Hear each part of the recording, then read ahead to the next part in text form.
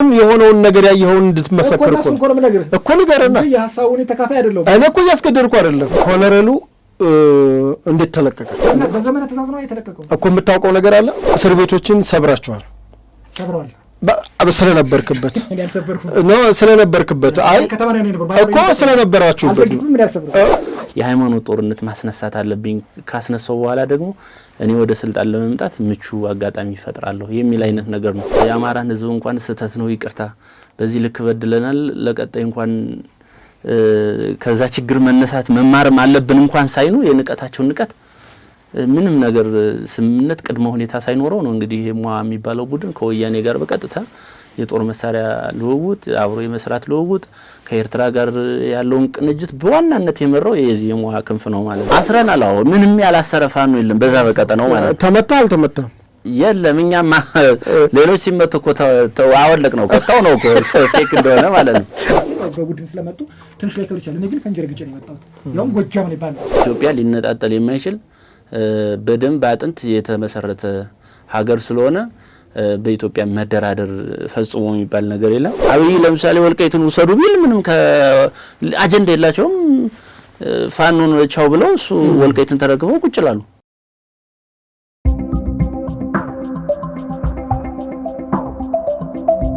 የፖለቲካ እስረኞች ላይ ነው ያለነው ወጋችንና ፖለቲካ እስረኛ እንበላችሁ እዛው እና የነማርሸት የሰሞኑ ጉዳይ ወፌላላው ቶርቸሩ ይወራል። እንዲሁም ደግሞ የናስካለንም ቅድም ነግረህናልና እንደው ማርሸት ምንድነው የነማርሸት ጉዳይ በዚህ ልክ የሆነው? ማርሸት እውነት ለመናገር ወደ ትግል ሲመጣ መጀመሪያ መሪ አድርጎ ሲያመጡት ከተቃውሞ ሰዎች የመጀመሪያው ነው መሬት ላይ ያለው ታጋይ ያውቃል።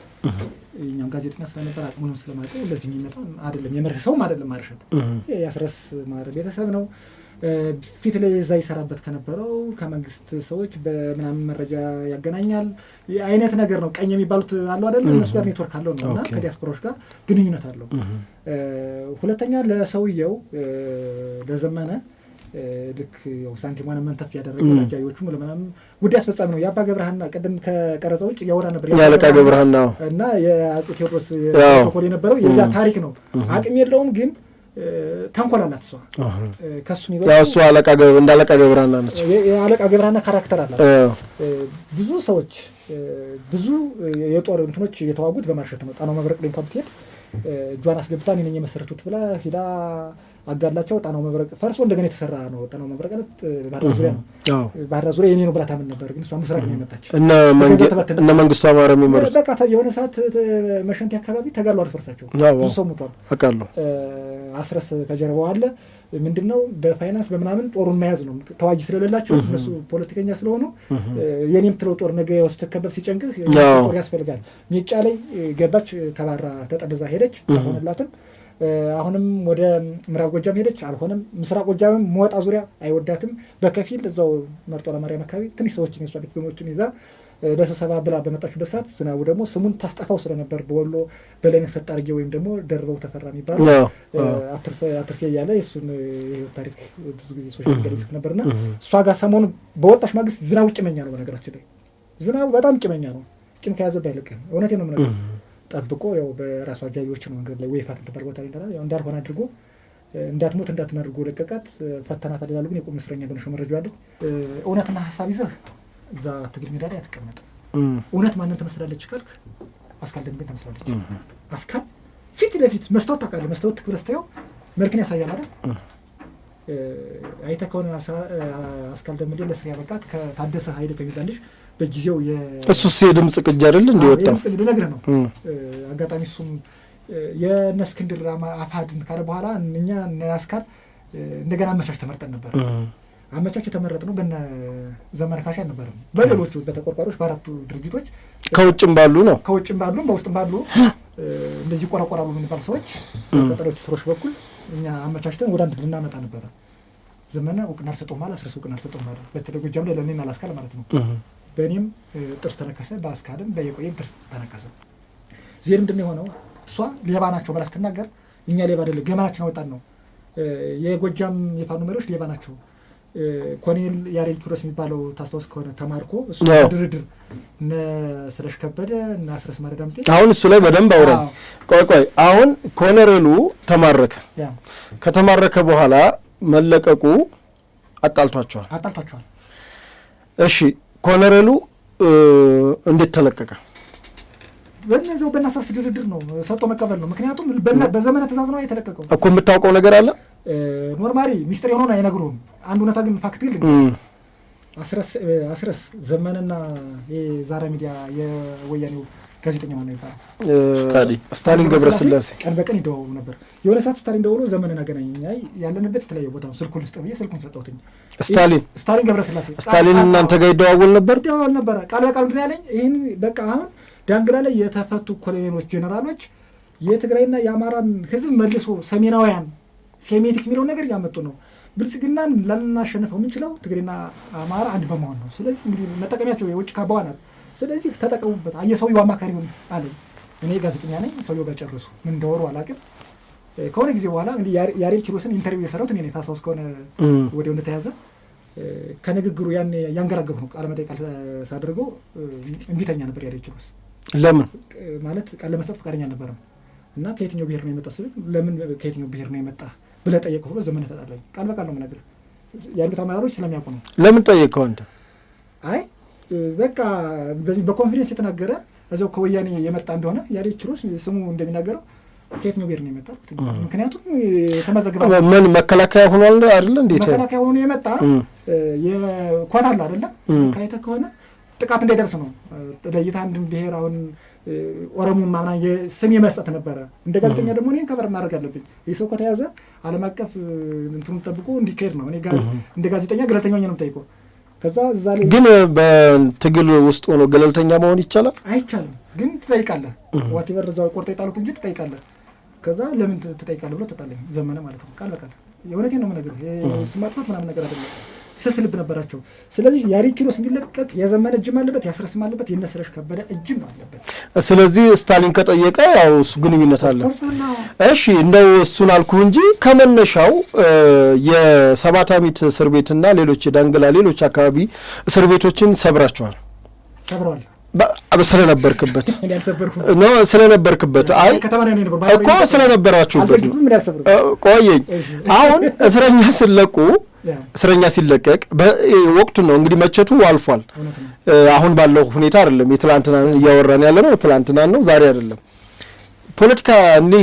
ፖለቲካ እስረኞች ናቸው ወይ? ደረቅ ወንጀለኛ እናቱን ገሎ አባቱን ገሎ ሚስቱን ገሎ ሚስቷ ባሏን ገላ የገባችን እስረኛ መልቀቅ ፍትህ ነው ወይ? ምን አለ መሰለህ ታስታውስ ከሆነ ዘመነ ካሴ ይፈታ የሚሉ ድምጾች እየበዙ ነበርና ያው የነበሩት የዛው በስውር የወያኔ እጆች በክልል ደረጃ በዞን ደረጃ የነበሩ አመራሮች ዘመነን በስውር ያግዙ ነበር። ከዛ ውስጥ አንዱ ተፈሪ ካሳሁን የክልሉ ሚኒሻ ጽሕፈት ቤት ኃላፊ ነበር። እሑድ ቀን እንዲፈታ ነው የተደረገ። እግዚአብሔር ያሳይ። እንግዲህ እሑድ ቀን እስረኛ የሚጠየቅበት እንጂ የሚፈታበት ቀን አልነበረም። ጫጫታ እንዳይበዛ ዘመነ ካሴ እሑድ ቀን ተለቀቀ አይደለ? ሲወጣ ግን ምንድን ነው ያላቸው? ቃል ለምድር ቃል ለሰማይ ይሄን ማረሚያ ቤት ሰብሬ አስለቅቃችኋለሁ። ያኔ በእኔ በመሰጣችሁ ኃላፊነትና ስልጣን የአማራን ሕዝብ ነጻ ታወጣላችሁ። እንግዲህ ከማን ነጻ እንደሚወጣ ባይታወቅም የነበረው ከራሱ ከዘመነ ነው። እሱ ባደረጃቸው ኃይሎች ተለቀዋል። ለምሳሌ ከኔ ከዘመዴ የተበደለ ሰው ነበር እስካሁን የሚያለቅስ ማለት ነው። እንግዲህ ደረቅ ወንጀል ነፍስ ግድያ እኮ አንተንም እኔም ዘር አይመርጥም ማለት ወንጀል ነው። እንዲሁ የፖለቲካ እስረኛ ናቸው የተባለ እንኳን ተመርጦ ቢወጡ ግድ የለም። ይህ ነገር ተለማመደ። በተለያዩ አካባቢዎች አሁን ጎንደር ጥሩ ነው፣ ተመርጦ የወጡበት አካባቢ አለ፣ እንዳለ የወጡበትም አለ። ያ የወጣው ኃይል ያ ማጀራችን መቼ የነበረ ያ ሴት ደፋሪ የነበረ ያ ነፍሰ ገዳይ የነበረ ያ ሌባ የነበረ ኃይል መጥቶ ስልጣኑ ተቆጣጠሩ። ከሻለቃ እስከ እዝ ድረስ በባንድ ዘመነ ሰጥቷቸዋል። እንዴ አሉ እኮ አሁን እዛ ላይ አዛዥ ናዛዥ እንትኑ እንኳን አሁን ባለው ጥያቄ በሰራዊቱ ሪፎርም ይሰራ ሲባል እዚህ ላይ አይቻልም ይላሉ። ለምንካፍ ያለው ነገር ሁሉ ይፈርሳል እና እርስ በርሱ ራሱ ደም የተቀባባ ነው። በተለይም ጎጃም አካባቢ ካየ ብዙ ጊዜ የእዝ ሪፎርም ተሰርቶ አያውቅም። ለምን? ያ ችግር ስላለ ነው። ነገ የሚፈነዳ ነገር አለ። እርስ በርሱ የሚተሳሰሩም ለዛ ነው። ስለዚህ ምን ሆነ? እነዚህ እውነተኛ የተባሉ ሰዎች የጦስ ዶሮ ተደረጉ። የቆየ ሞላ አገውኛ ተናጋሪ ነው። ፈሩት። ስያሜ ይስጣል። አገው ሸንጎ ነው ይሉታል። ከመንግስት ጋር ይገናኛል ይሉታል። ሴት ደፋሪ ነው ይሉታል።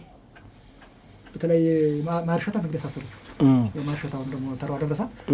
ወደ ዋናው ቁም ነገር ስመጣ ለምን እነ ዘመነና እነ ዝናቡና እነ አስረስ ለምን ተጣሉ ካልከኝ እንግዲህ ዝናቡ ልንገረው ጦር አዛዥ ነው። ግን ትናንትና የመጣበት ታሪክ ደግሞ የኔ ዓለም ዘለቀን መሳሪያ ሰርቆ ምናምን ነው ትግል የጀመረ። የሁሉ ንስሐ በቃ ኦልሬዲ አማራ ትግል ተጀምሯል፣ እሱ መሪ ነው ተብሎ ሰራዊቱ ባያምንበትም ብዙዎች ጥሎት መጥተዋል። እሱ አይመራንም ብሎ ለምሳሌ ባህር ዳር ዙሪያ ማንን ዝናቡን አይመራንም ብሎ ጥሎት የመጡ አሉ። አየር ወለድ ኮማንዶች አሉ። አየር ወለድ ቻላቸው ኮማንዶች ናቸው። በቅርቡ 34 ሄሊዞ የመጣው ሜጫ ዙሪያ እና ባህር ዳር ዙሪያ ያሉ መጥቷል። ዝናቡ የሚጠላው ኃይል አለ። ይሄም የዝናቡም የራሱ አደረጃጀት አለው፣ የአስረስ ማረም የራሱ አደረጃጀት አለው። አስረስ ማረ የትኛውን ኃይል ይዟል መሰለህ? በውጭ ያለውን አክቲቪስቱን፣ ሚዲያውን፣ ከመንግስት ደግሞ እነዚህ ቀኝ የሚባሉት ነገር በውስጥ ይዟል። ኦልሞስት ከመንግስት ባይሆንም በቃ እሱ ያደረጃቸው ቀድሞ ዙሮ ቀኝ ያሉት ማለት አንድ እግሩን ጫካ አንድ እግሩን ቢሮ ያደረገ ማለት ነው። እሱ የአስረስ ማረ መንገድ ነው። ናቸው የነዌ ሸበሉ የምታያቸው እነ ቅዳሜ ገበያ እነ መዓዛ። ሁለተኛ አስረስ ማረ የሚታማበት አንድ ነገር አለ። እንግዲህ ቅባት ይሁን አያውቅም፣ ራሱ ነው የሚያውቀው። ቅባት እምነት ተከታይ ነው ይባላል። በሌላ አካባቢ ያሉት እነዚህ መልኬ በኋላ ይመጣበት እስክንድር የዓለም ብርሃን ነው። አስረስ ደግሞ ቅባት ነው ይባላል። ዘመነ የሚታማበት እውነታውን ደግሞ እናንተ ዘመነ የሚታማበት ይሄ ምንድነው እነ ፋንታውን ዋቂ ያው እንት ሞአታ ስለዚህ ዳሞት ፈርስ 3 አለ ማለት ነው፣ 4 ማለት ነው እንጂ በኦርቶዶክስ ደረጃ እንኳን 4 አለ። ዳሞት አካባቢና ፍኖተ ሰላም ሌላው አካባቢ ዘመነ ጨምሮ ምንድነው ሞአ ነው ብሎ ያምናሉ እና ማናሰስ አይናገሩትም እና ውስጥ ለውስጥ ንቁር አለ። ያ ነገር መርቅዞ ቁስላል አይደል ቡግንጭ ሲፈነዳ እሱ ነው የፈነዳው። ማርሸት የጦስ ዶሮ የሆነችው እሷን እንጂ ማርሸት ወንጀለኛ መሆን የታወቀች ትግሉ ሲጀመር ነው። ለምን ብዙም ይታይ ወንጀል ሰርታለች። እንደው እስኪ አሁን እና አስካለ ደምሌ አሁን ያሉበት ሁኔታ ታውቅ ነበር? አውቅ ነበር። እስኪ እኔ አስካል የሆነ ሰዓት ላይ ያስታውሳለሁ ያሬድ ኪሮስ እንደዚህ አካባቢ 12 አትስደቢን ምናምን ነገር ብለው መክረው ሰደዷት። እኔ በግሌ የጦስ ዶሮ ነው የሚያደርጉሽ አንቺ በቃ ትግሉ የማልገባሽም ወይም በቃ እውነት ይዤ አሸነፋለሁ ካልሽ ታይሚንጉ ገና ነው። እንኳን አንቺ ለሚዲያ ይዤ ፈርቻለሁ። እያለቀሰች ነበር። እኔ በቅርበት አውቃታለሁ። እንደው ነገ በታሪክ ከእስር ቤት ተለቀኝ ነገር ምናልባት በአንተ ሚዲያ ቀርበሽ ነገሮች ያስባለሁ። አንቺ አስካል ይበሉሻል፣ ትታሰሪያለሽ ታይ ብዬ ነግሬያታለሁ። የቆየም አንዳንድ በድፍረት የሚናገራቸው ነገሮች ተውብያዋለሁ። ራሱ ማርሸት ነው ያሳሰረው። አይ ግን የቆየም እኮ የወልቃይትና የራያን ጉዳይ ከወያኔ ጋር ማኪያቶ እየጠጣን እንነጋገራለን ብሏል። በሌ የተባለው ነው የሚለው እሱ ማን ብሎት ዘመነ ነው። በሌ የተባለው ነው። ቀጠና ትስራ አይደለ የቆየ ሀሳብ ሊሆን ይችላል። ምክንያቱም እዛ ላይ የሚናገረውና ዳንግላ ላይም እንዲሁ በፈታችሁ ጊዜ እስረኞችን በተለይ በጁንታ ጊዜ በሰሜኑ ጦርነት ጊዜ የታሰሩ የትግራይ መኮንኖችን ፈታቸዋል። እኔ ያው እስር ቤት ነው የነበርኩ ያኔ እኮ ያው ዙሮ እሺ ቀጥል እኮ አብረህ ስለነበርክበት ነው። አብረህ ነው የምናወራው።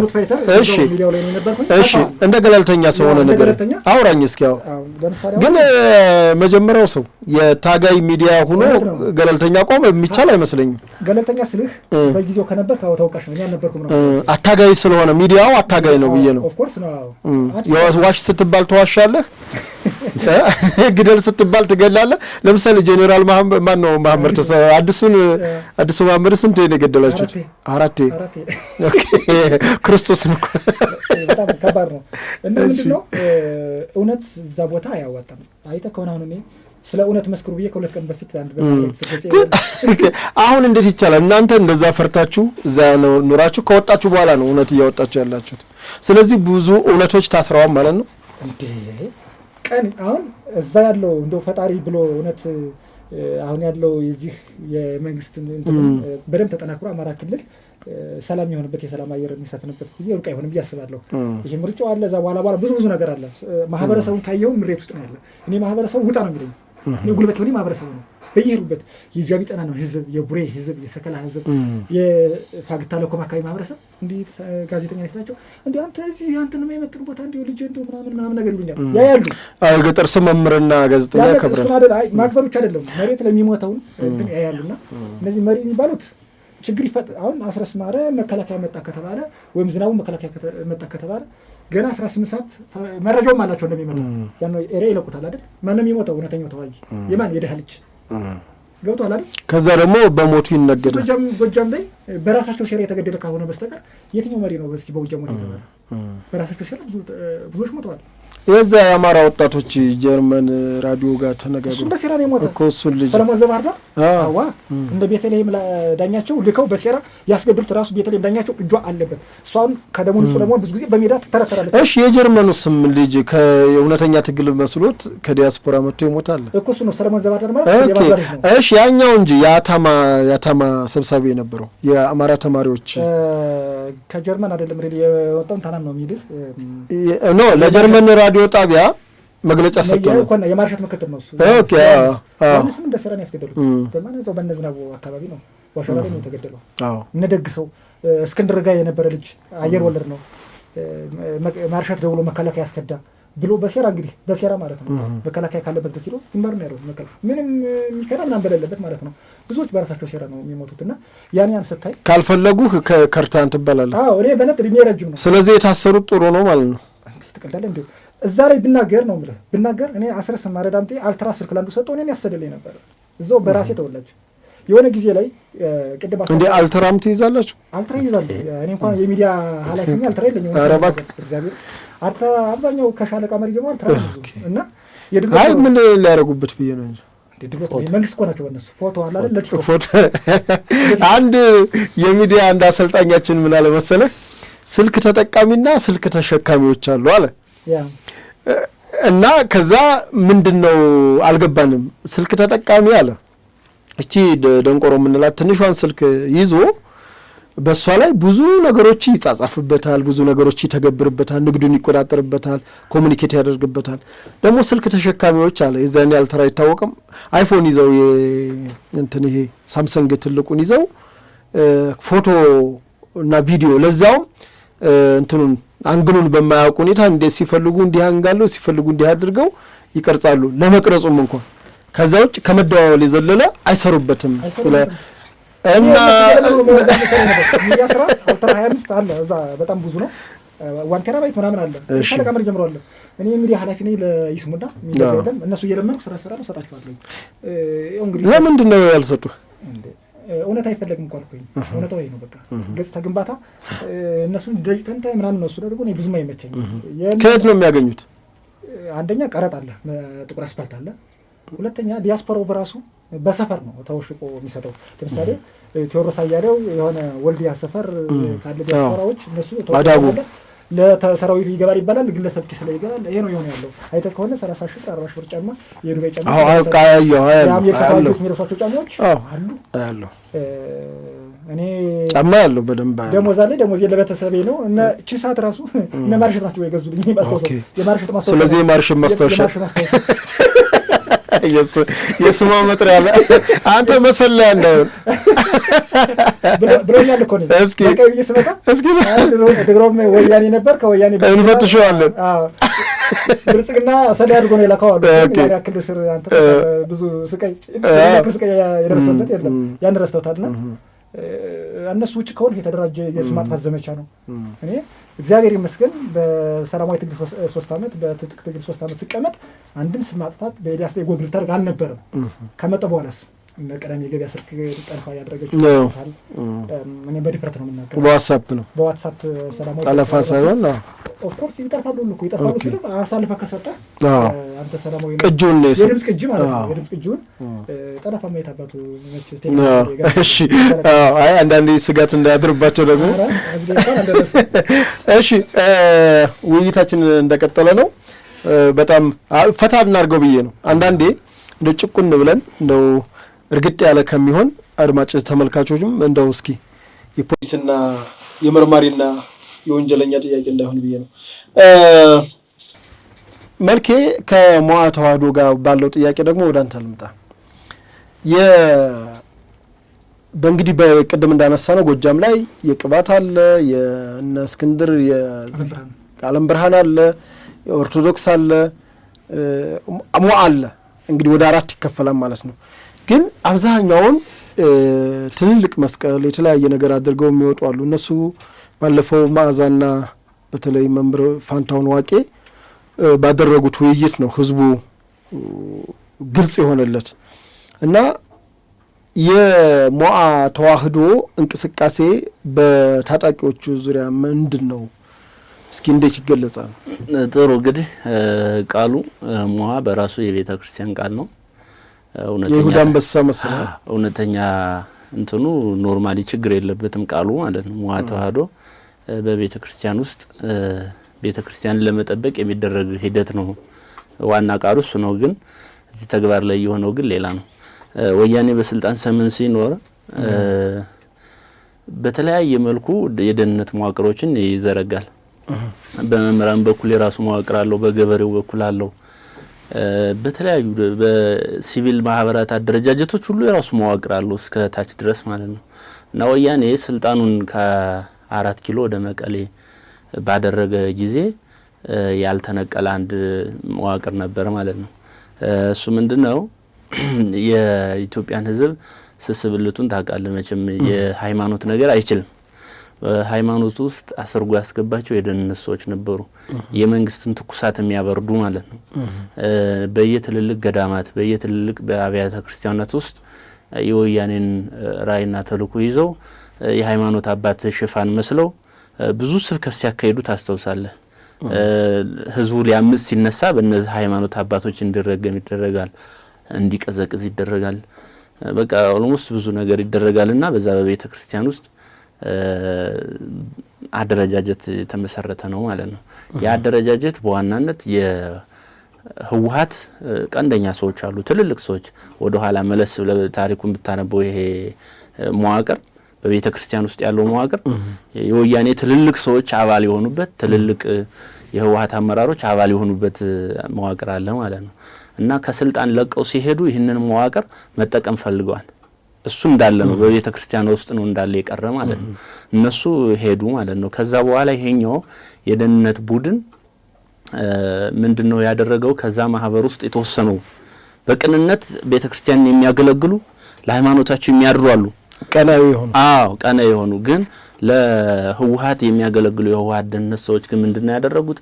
በየሀገሪቱ ክፍል ስስብልት ወዳለባቸው ቀጠናዎች እየላኩ ቀድም እንዳልኩ የሃይማኖት አባቶች ያስገድላሉ። ጅማ በዚህ በሻሸመኔ ለውጡ እንደመጣ በቃ ቤተ ክርስቲያን እንድትነሳ በሙስሊሙን በተመሳሳይ እንዲነሳ እንግዲህ አንደኛው ዝም ካለ መቼም ሐማል ላይ አይነሳም።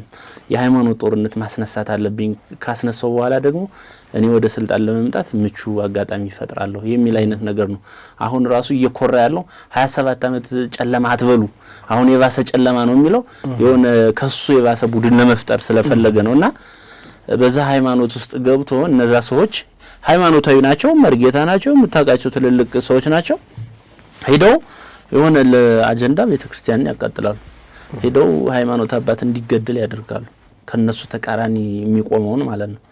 ይህንን ሲያደርጉ ከዛ በኋላ በሚዲያ ይቀርጹና ደግሞ በደንብ እዛው ቦታው ላይ ስላሉ ሁኔታውን ስለሚያውቁት እያለቀሱ ደግሞ እንደገና ይመጣሉ። ከዛ በኋላ መጨረሻ ላይ ትኩሳት በጣም ሲገን ምን አደረጉ? ይሄ ነገር አሁን ስቴጁ ላይ ደርሶልናል፣ አሪፍ ቁመና ላይ ደርሷል። ስለዚህ የሆነ ማህበር መመስረት አለበት፣ ሞዓ ተዋህዶ ማለት አለብን፣ ቤተክርስቲያን ታግላ ወደዚህ እናምጣ በሚል ሽፋን ውስጥ ደግሞ አሁንም ይህንን የሞዓ ተዋህዶን አቋም ይዘው መጡ። ይሄ ሞዓ ተዋህዶ በጁንታው ጦርነት ጊዜ ሁሉ በጣም ከፍተኛ ንብረት ሰብስቧል። እኛ በተለያዩ ቦታዎች ስንሄድ እንደውም ጎንደር ላይ በሰፊው ደጀን ኢትዮጵያ ብሎ በጣም በሰፊው ብር ሁሉ ወደ 30 ሚሊዮን ሁሉ ተሰብስቦ ሄዶ ግን ውጊያ ላይ አይደርስም፣ የትም ቦታ ላይ አይደርስም ማለት ነው። እና እንዲህ ያለ ጦርነቱን ማዳከሚያ የገንዘብ መሰብሰብ ያደረጉት አሁን እስክንድርም በለው በጎጃም ውስጥም በለው በወሎ ውስጥም በለው የራሳቸው የሆነ መዋቅር አላቸው፣ ሰው አላቸው። ቀደም ስታነሱ አንዱ የዓለም ብርሃን ነው፣ አንዱ ምናምን ነው ይባላል። ግን ይሄ የፖለቲካ መከፋፈያ ነው እንጂ ዋና አጀንዳው መዋቅሩ አንድ ነው። የመሰረቱትን ሰዎች አሁን ግማሹም እስር ቤት ስላለ፣ ግማሹም ጫካ ላይ ያለ፣ ግማሹም ውጭ ስላለ እንግዲህ እስር ቤቶችን ያው እኛ ምስክር መሆን አንፈልግም አንጠራም። ውጭ ካሉት ግን እነ ፈንታው ማቄ በአደባባይ ያሉትን ሰምታል። ከፈለገ አማራ ትግል ጥንቅር ይበል እኛ ሞዓ ተዋህዶ ነን ምናምን ሁሉ ብሎ ከፈለገ ወደኛ ነው ምናምን ብሎ ሁሉ በአደባባይ መግለጫ ሰጥቷል ማለት ነው። እና ይሄ መዋቅር ምንድነው? የህወሓት መዋቅር ከመሆኑ የተነሳ በቀጥታ የሰበሰበውን ንብረት በሚገባ ለሰዎች ነው ኢንቨስት ያደረገው ሰው ነው የያዘበት ማለት ነው አስታጥቀው ነው አዎ እና ከዚህ ውስጥ ማልገልጸው ክልሉ ውስጥ ሁሉ የተደረጉ ስራዎች ነበሩ በመንግስት መዋቅር ወደነ ዘመነ የሄዱ የመሳሪያ ክምችቶች አሉ እዛ ቀኝ ውስጥ ብዙ በጎንደር አደረጃጀት ይለም አለ እዛ ባህር ዳር ውስጥ አይ እኔ በዋናነት ዘመነን እየጠቀስኩልህ ያለ በትግሉ ዋነኛ ተልኮ ሰው ስለሆነ ነው የጎንደር አብዛኛው በቀናነት የወጣ ታጋይ ስለነበረ ነው የሚገርም አሁንም ድረስ ይህንን አጀንዳ ተቀብለው እያገዳደሉ ያሉ ከዚህ ከነዘመነ ቡድን ሄዱ ልጆች አሉ ጎንደር ላይ ማለት ነው መጣላሉ እና ይሄ ተቋቋመ በኋላ ሰውም እውነት መስሎት የሃይማኖት አባቶች ሁሉ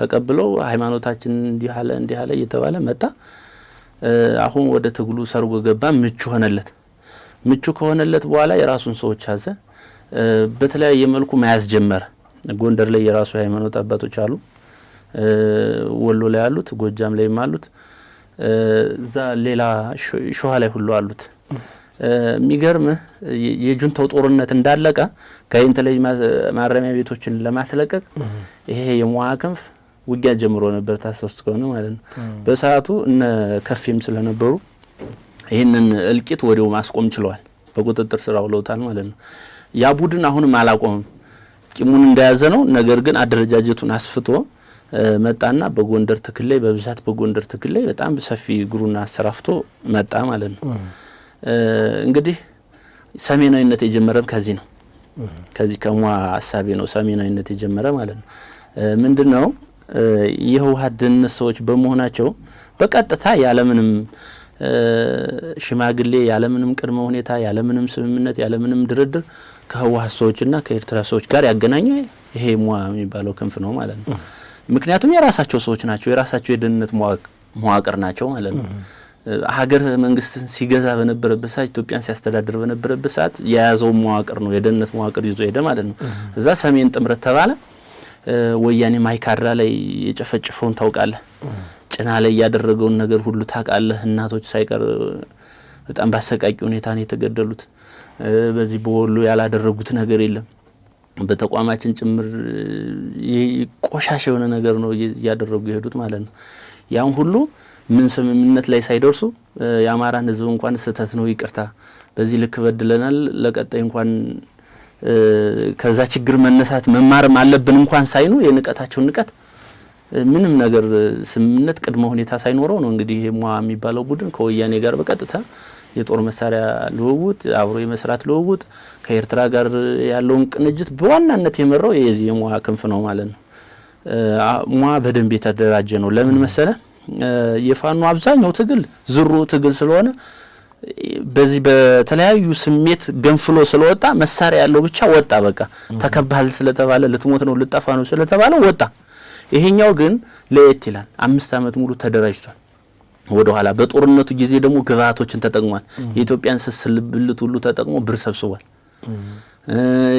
አጠቃላይ ወያኔንም በመጠቀም ብዙ ነገሮችን ሰብስቦና የተደራጀ መዋቅር አለው ከዛ በኋላ ጎንደር ላይ ምንድነው ያደረጉት ሰዎች መላክ ለምሳሌ ቀድም ከባህር ዳር ከጎጃም የተነሱ ልጆች አሉ ካልኩ እነማን ደፍሮ ልጠቅስልህ አሉ እነማን ደፍሮ አሁን የጎንደርን ትግል ለሁለት ከፍለው ያጋደሉ ያሉ ማለት ነው እንግዲህ ከመጀመሪያው ሲመጡ ምንድነው በእያንዳንዱ መዋቅር ውስጥ የገቡበት የመስቀል ንግድ ነው እንግዲህ መስቀል እንግዲህ እንደምታውቀው አንድ የሃይማኖቱ ተከታይ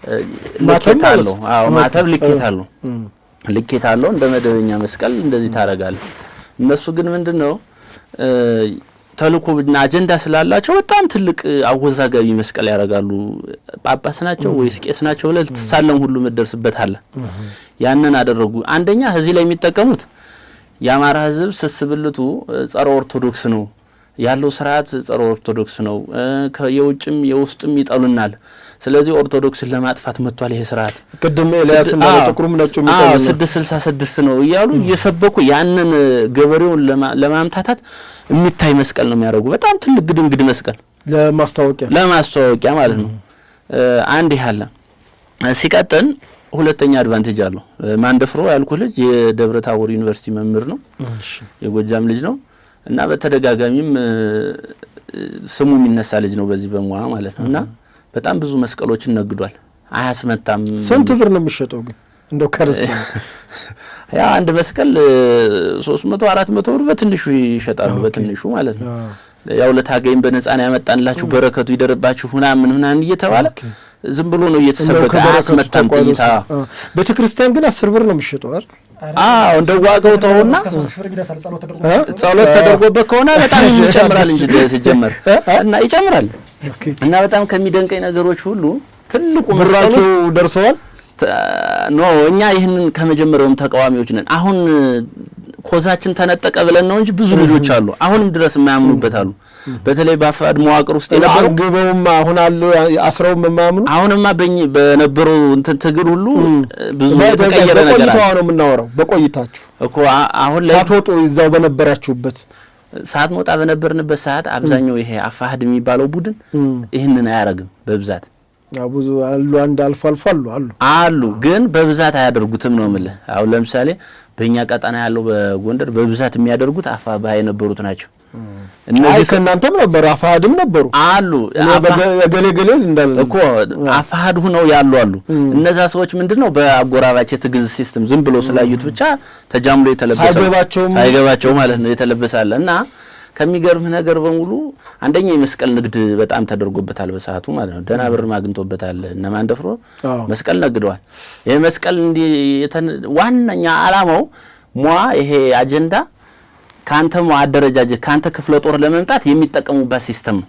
እምነቱን እንደ የማያስመታ ያሉ በየክፍለ ጦሮች ዞረ ያን ክፍለ ጦር የማያስ ሲስተም ነው።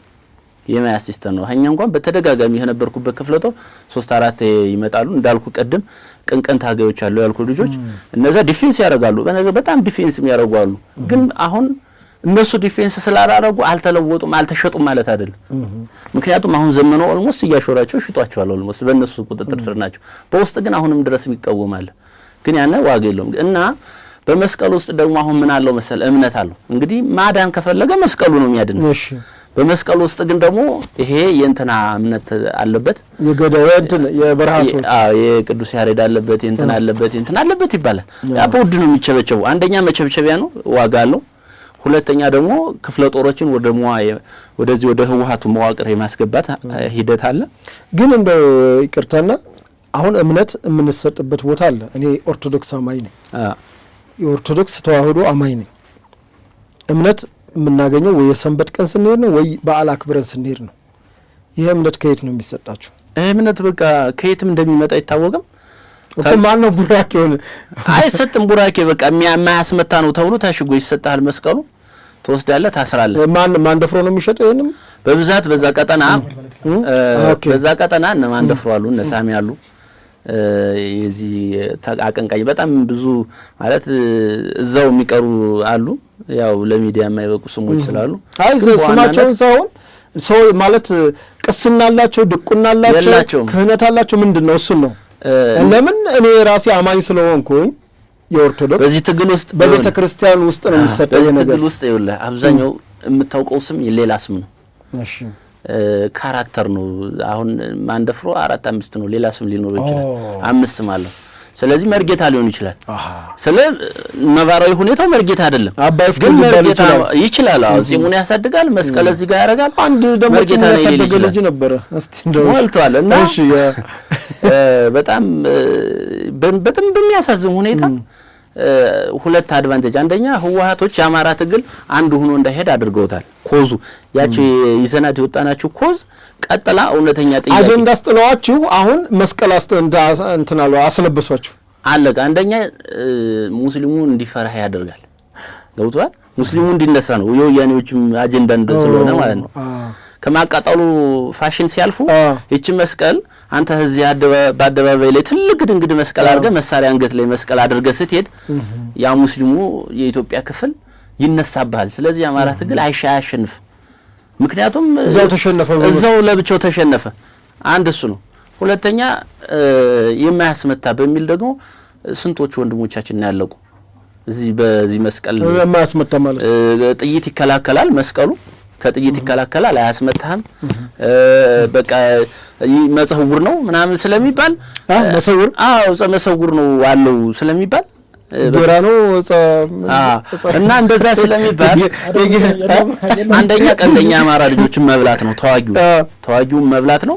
ይህን መስቀል ያደርጋል፣ እዚህ ታቶ ላይ ይነቀስለታል፣ በዚህ የሆነ አሸንክታት ነገር ይሰጠዋል፣ ያንን ይይዛል። በቃ አይመታኝም ሳይኮሎጂ አይደለም እንትን አይመታኝም ይልና ፊት ለፊት ይሄዳል፣ ግንባሩን እየተመታ ይመጣል። በርካታ ልጆች በዚህ ምክንያት ተመተዋል፣ በሟ ምክንያት ማለት ነው። አንተ አስረ ነበር?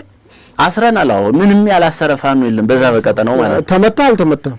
የለም እኛማ ሌሎች ሲመቱ እኮ አወለቅ ነው ቀጣው ነው እኮ ፌክ እንደሆነ ማለት ነው። አይደለም የምታውቀው የተመታ ሰው አለ እንዴ? እትየለል ያለው እውነት እትየለል ያለው አስሮ ተለቅሶ በወሰደ ለሁለት ሳምንት ሰው እንዳያይ ምናምን ነገር ተብሎ ምንድነው ሰው እንዳያይ አይነ ጥላ ሲሰጡ ከሴት ራቅ ከምናምን እንዳትታጠብ ያው ታጥበህ ነው ወይ ሴት ጋር ሆነ ነው እንድትባል ማለት ምክንያት እንዲፈጠር ነው። እና እሱ ስትመታ ምክንያት ለመፍጠር ነው እሱ። እና ምንድነው እያልኩ ያለ ዋናነት በትክክል አድርገውት የተመቷሉ እንዴ? ምን ሙሉ ተመቷል እንጂ በቃ ይሄ የሚሞተው በሙሉ ስለዚህ ተዋህዶ የአማራን ወጣቶች እያስጨረሰ ነው እንዴ? ምን ተረጥራለሁ። አንደኛ ተዋህዶ የህወሓት ሰዎች ናቸው ብያለሁ እኮ ዋናው ማለት ነው። የህወሓት ሰዎች ናቸው። የህወሓት ሰዎች ደግሞ የአማራ ኮዝ ጫፍ እንዲደርስ አይፈልጉም። የአማራ ኮዝ ተነሳ በመንግስት ደረጃ ተቀባይነት አገኘ ወይም አሸነፈ ከተባለ እኮ ወልቃይትን ያጣል። የአማራ ህዝብ ኮዙን ጥያቄውን አስመለሰ ማለት እኮ ህወሓት ህልውና ያከትማል። ስለዚህ የአማራ ትግል ጫፍ እንዳይደርስ የአማራ ወጣቶችን ማስበያ አንዱ መንገድ መስቀሉ ነው። በተሳሳተ መንገድ መስቀል አዳኝ ነው ግን የራሱ የሆነ ሸፍነ ይዘህ ራስ ማተባለ የሚመጥን መስቀል አለ። ከዛውጭ ከሚሳለም መስቀል በላይ እኮ ክርስቶስም እኮ ሲያስተምር ምድር ላይ ጌታ አምላክን አትፈታተን ተብሏል። አይሁዶቹ ሲፈትኑት መሰለኝ ገደል ግባ እስኪ አምላክ ልጅ የሚያሳልመው ትክክለኛው ቄስና የማያሳልመው ቄስ በምን ተለየዋል? ሁሉም እዚህ ላይ አድርጎ በቃ ትልቅ መስቀል ነው፣ ለመሸከም የሚከብድ መስቀል ነው ይዘው ይሄዳል። ይሄ አንደኛው ዓላማ ምንድነው? ይሄ ፋኖ አራሽ ቀዳሽ ከሚለው ጋር አይገናኝም። ፋኖ አራሽ ቀዳሽ ማለት ይሄ አይገናኝም። ያ ማለት ምንድነው? ሁሉም ለከታለው ጦር መሳሪያ አንግበህ ትልቅ የሃይማኖት መስቀልና አንግበህ መሄድና የሀገር ችግር ሲገጥማት በዛ ችግር ተገንተህ እንደገና ደግሞ ወደ መደበኛ ስራ መመለስ የተለያዩ ናቸው። ልክ አንተ መጀመሪያ እንዳረከው ማለት መጣ ጠላት መጣ መሳሪያ ተማሪዎችን ትወጣው እንደገና እኔ አገር ሰላም ሆነ ወደ መሳሪያና አስቀምጬ እንደገና ወደ መምርነት መጣው። ከዛ እንደገና መጣ ይሄ ችግር ተመለስኩ። አሁን ደግሞ ይሄ ነገር በጦርነት የሚፈታ አይደለም፣ አሁን ዘመኑ የቴክኖሎጂ ዘመን ነው በሚል ነው የመጣ ነው። የሚገርም ቅድም ስታነሳ እኔ መጀመሪያ ሰውዳ ስናይፐር ቪዥን የወጣው ተመዝግቧል። የሚገርም መንግስት መዝግቦታል። እንደውም መልስ ማላለ ሲጀመርን በሰዓቱ ማለት ነው። ግን መልሱ ተብላችኋል ልትቀሙ ነው ቅድም ያልከው ነገር ነው። እና ወደዚህ ወደ ተዋህዶ ስመጣለህ መነሻው የህወሓት ሰዎቹ ነው። አሁን ጎንደርን እያተራመሱበት ያለው መንገድ ነው። ሶስት አይነት ነገሮችን የጎንደርን ትግል በተለይ የአማራን ትግል ለመግደል የተጠቀሙበትን ልንገር። አንደኛ ታገዩ በስሜት መድኃኒት አለኝ ብሎ እየገባ እንዲሞት ነው አንድ። ሁለተኛ ደግሞ አማራ የሚሸቱ የአማራን ኮዝ ይዘዋል ተብሎ የታሰቡ ሰዎች መምታት ነው። ለምሳሌ እነ ውባንተ የሞቱበትን መንገድ ብታይ ብልጽግና ነው በሚል አሸማቀው በስሜት ውስጥ ከተው ያደረጉትን አይታል ሰምታችኋል። እነ ከፌ በቀጥታ የተገደሉት በዚህ በመዋ ክንፍ ነው። ትእዛዝ ተሰጥቶ ማለት ነው። ትእዛዝ ተሰጥቶ ቀጣይ ደግሞ ጽኑ የአማራ ኮዞችን ይዘዋል ተብሎ ከሚታሰቡ ሰዎች ደግሞ ቀጣይ እነ ተሾመን የነበሩት ተሾመንም ለማስመታት እስቲል አሁን ድረስ በጣም ብዙ ሂደቶች እየሄዱ ነው ያሉ። እነዚህ የሚመቱት ለምንድነው? ከህወሓት ጋር አንሰራ ነው። መጀመሪያም ህወሓትን መተዋል። ከህወሓት ጋርም ፈጽሞ ሊሰሩ የማይችሉ ሰዎች ናቸው። ምክንያቱም የአማራን ኮዞች በሚገባ ያውቁ ነበር። አሁን ላይ ከፌም የተመታበት ትልቁ ምክንያት ከህወሓት ጋር ከምንሰራ እንደውም ከፕሮፌሰር ጌታ ጋር የሆነች ቪዲዮ አይተናል። ከህወሓት ጋር ከምንሰራ ከዚህ መንግስት ጋር ቁጭ ብለን ጥያቄያችን ብንነጋገር ሁሉ የሚል ሐሳብ ነው የነበረው። በቃ ከህወሓት ጋር መስራት ማለት አማራን ማጥፋት ነው። የአማራ ጥያቄዎችን ሙሉ በሙሉ ጥያቄዎቻችን ህወሓትን የሚመለከት ነው። ስለዚህ ከህወሓት ጋር አንሰራም የሚሉ ሰዎችን የማጽዳት ዘመቻ ነው። ክንዴ ላይም ደረጃ ላይም ሲደረግ የነበረውን ዘመቻ ሙሉ የሰሜን ጎንደርን ሁሉ ኃይል ሰብስበው እነሳሚም በሰሜንም አድርገው ደረጃ ሊመቱት ነበር። እንግዲህ ያው መክቶ ነው የመለሳቸው ማለት ነው። እነዚህ የሚያደርጉት ዘመቻ ምንድነው? ለህወሓት የመንገድ ጠራጊነት አይመችም የሚባሉ ሰዎች መግደል ነው ትልቁ ዓላማ ማለት ነው። ወባንተ ላይ ተሳካለት፣ ከፌ ላይ ተሳካላቸው። ከዛ በኋላ ደግሞ ደረጀን ሞከሩ። ደረጀ እዛ ደንቢያ ላይ አልቻልም። እንግዲህ ወደ ተሾመ ሞክረው ነበር። ይሄ ነገር ነው እየሆነ ያለው ማለት ነው። ስለዚህ ጎንደር ላይ በሰፊው አማራ የሚሸቱና ለህወሓት መንገድ አይመቹም የተባሉትን ለመምታት ነው እቅዱ ማለት ነው። ብዙዎችን ፈጽሟል። የቀሩ የተወሰኑ ሰዎች ነው። እነሱንም እንግዲህ በበላይነት ውጧቸዋል። አሁን እንደው እስኪ ስለ መስቀል ካነሳ ስለ ቀለበቱ ምን እናንሳ? ብዙ ቀለበቶች ያለው እንደው ባላጋንን ሁሉም ቀለበታቸው አጣታቸው ቀለበት አለውና ቀለበቱስ ምንድነው ሚስጥሩ? እንግዲህ ያለው ቀለበቱ አንድ የሚያስመታ የሚባለው ሂደት ነው። የዚህ የንቅሳቱም የመስቀሉም አንዱ አካል ነው ይሄ እንትኑ ማለት ነው። እና ሲሸውዷቸው ምንድነው አንደኛው ሲመታ የደገምኩበት የዲሽቃ ጥይት ነው የነበረው የክላሽ ይቀራል እያለ ደግሞ የክላሹን ያስገባል። የክላሹ እዛ ደግሞ ይቆስላል። ኦኬ እዚህ ጋር ለአንደኛው ባሩድ ይሆናል፣ ለክላሹ ጥይት ይሆናል። ከዛ የዲሽቃ ይላል፣ ከዛ የስናይፐር የብሬን እያለ ይቀጥላል። ለዛው አምስቱ እንደዛ ነው። በቃ አምስቱ የባሩዱን ከየትም እያመጡ ሳይኮሎጂኮ ነው ሳስበው የሞርተሩ ሊሆን ይችላል።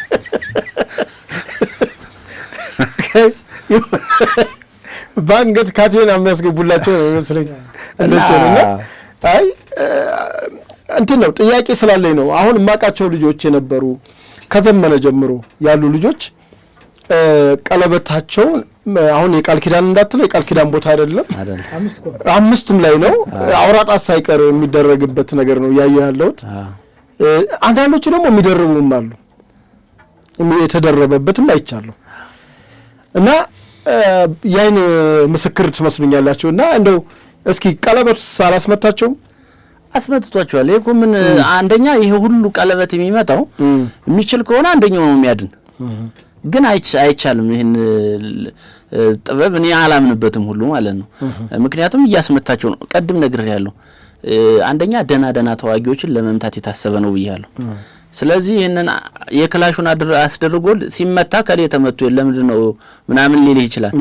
አይ እሱማ የክላሹ የብሬኑን ሳያስደርግ ነው። በለ ብሬኑን አረግላለ አንጣ ይባላል። የብሬኑ ስንት ብር ነው ግን እንደው በብር እስኪ የተማ ያው እንግዲህ እኔ ቀለበቱ ላይ ይሄን ያህል ብር አለልህም ምናልባት ለያሳታግዝ እንጂ ከብር በተጨማሪ ለምን መሰለ አብዛኛው መዋቅሩን ለመያዝ የሚጠቀሙበት ነው። መሪዎች ላይ ለምሳሌ መዋቅሩን ለመያዝ ያን ክፍለ ጦር ወደ ሟ ለማጠቃለል የሚጠቀሙበት ሂደት ስለሆነ በነጻም ሊያረጉል ይችላሉ።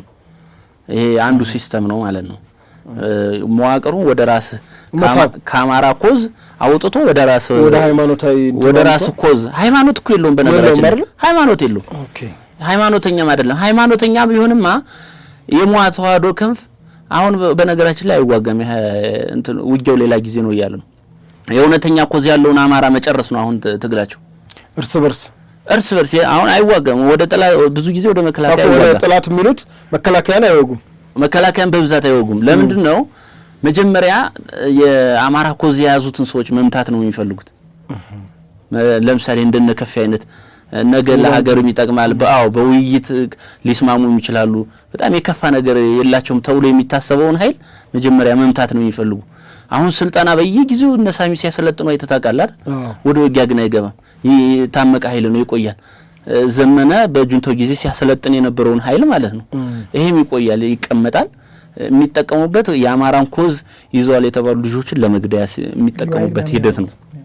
ይሄ ነው እና ይሄ መስቀል በብዛት ይሄ መስቀሉም ይሄ ቀለበቱም ይሄ የሚታሰረው የሚነቀሰው በሙሉ ወደዛ መዋቅር ለማስገባት የሚጠቀሙበት እንጂ እውነት ለመናገር መስቀል ብቻ ያድንሃል። የራስ ያሰርከው መስቀል ያድንሃል። ከመስቀሉ በተጨማሪ ካዳነህ መስቀሉ ነው እንጂ እንደገና ውስጥ ላይ መስቀሉን ንቀህ ደግሞ ውስጥ ላይ እምነት አድርገህ ውስጥ ላይ እዚህ መስቀሉ ውስጥ ደግሞ ሌላ እምነት አድርገህ ተጨማሪ ያን ያህል እንትን አይሆንም። ካዳነህም እምነትህም አንድ እምነት ነው የሚያድን። እንደው በዚህ ላይ የተወሰነ ኤልያስ በለንና ያ በእርግጥ ጎንደርም እነ ሳሙኤል ባለድላሉ ያማናውን የተመታው የምክትል ሰብሳቢ ነበሩ። አሁን ዮሐንስ ጋር ሰጣ ገበያ የገባው ማን ነበር ስሙ? እነሱም አሉ በጉልህ የሚታወቁ። እሱ መጥራት ስላልፈለገ ነው። ጎጃም ላይ ራሱ ዘመነ ካሴ ከእስር ቤት ሲወጣ እኮ ዳዊት ተሸክሞ ትልቅ የሚባርክ መስቀል ይዞ ነው የወጣና ጎጃም ላይ በስፋት አለ።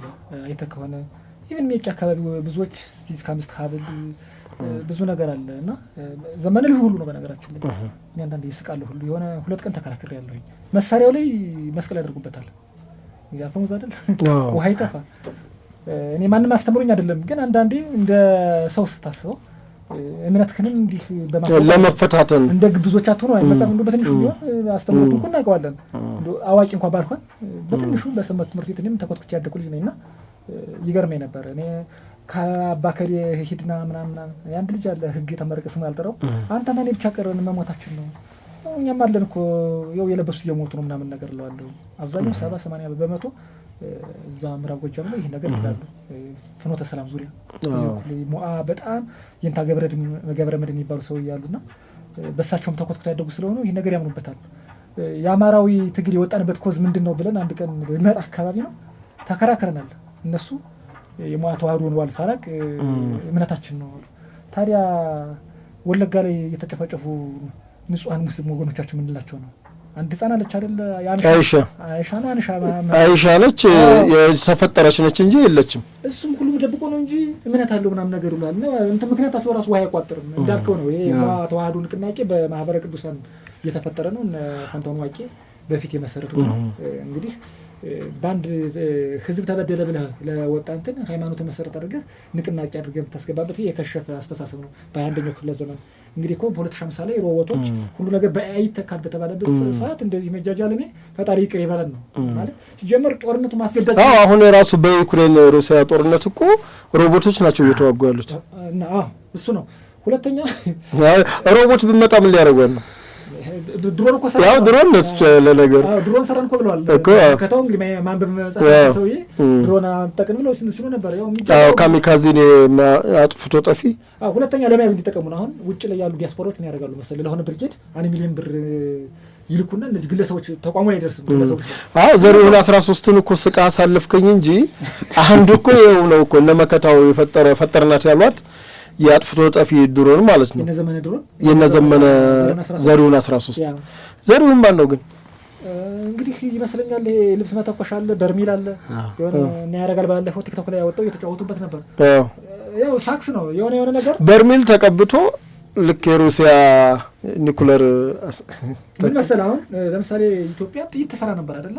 በደርግ ጊዜ ተሰራ ነበር።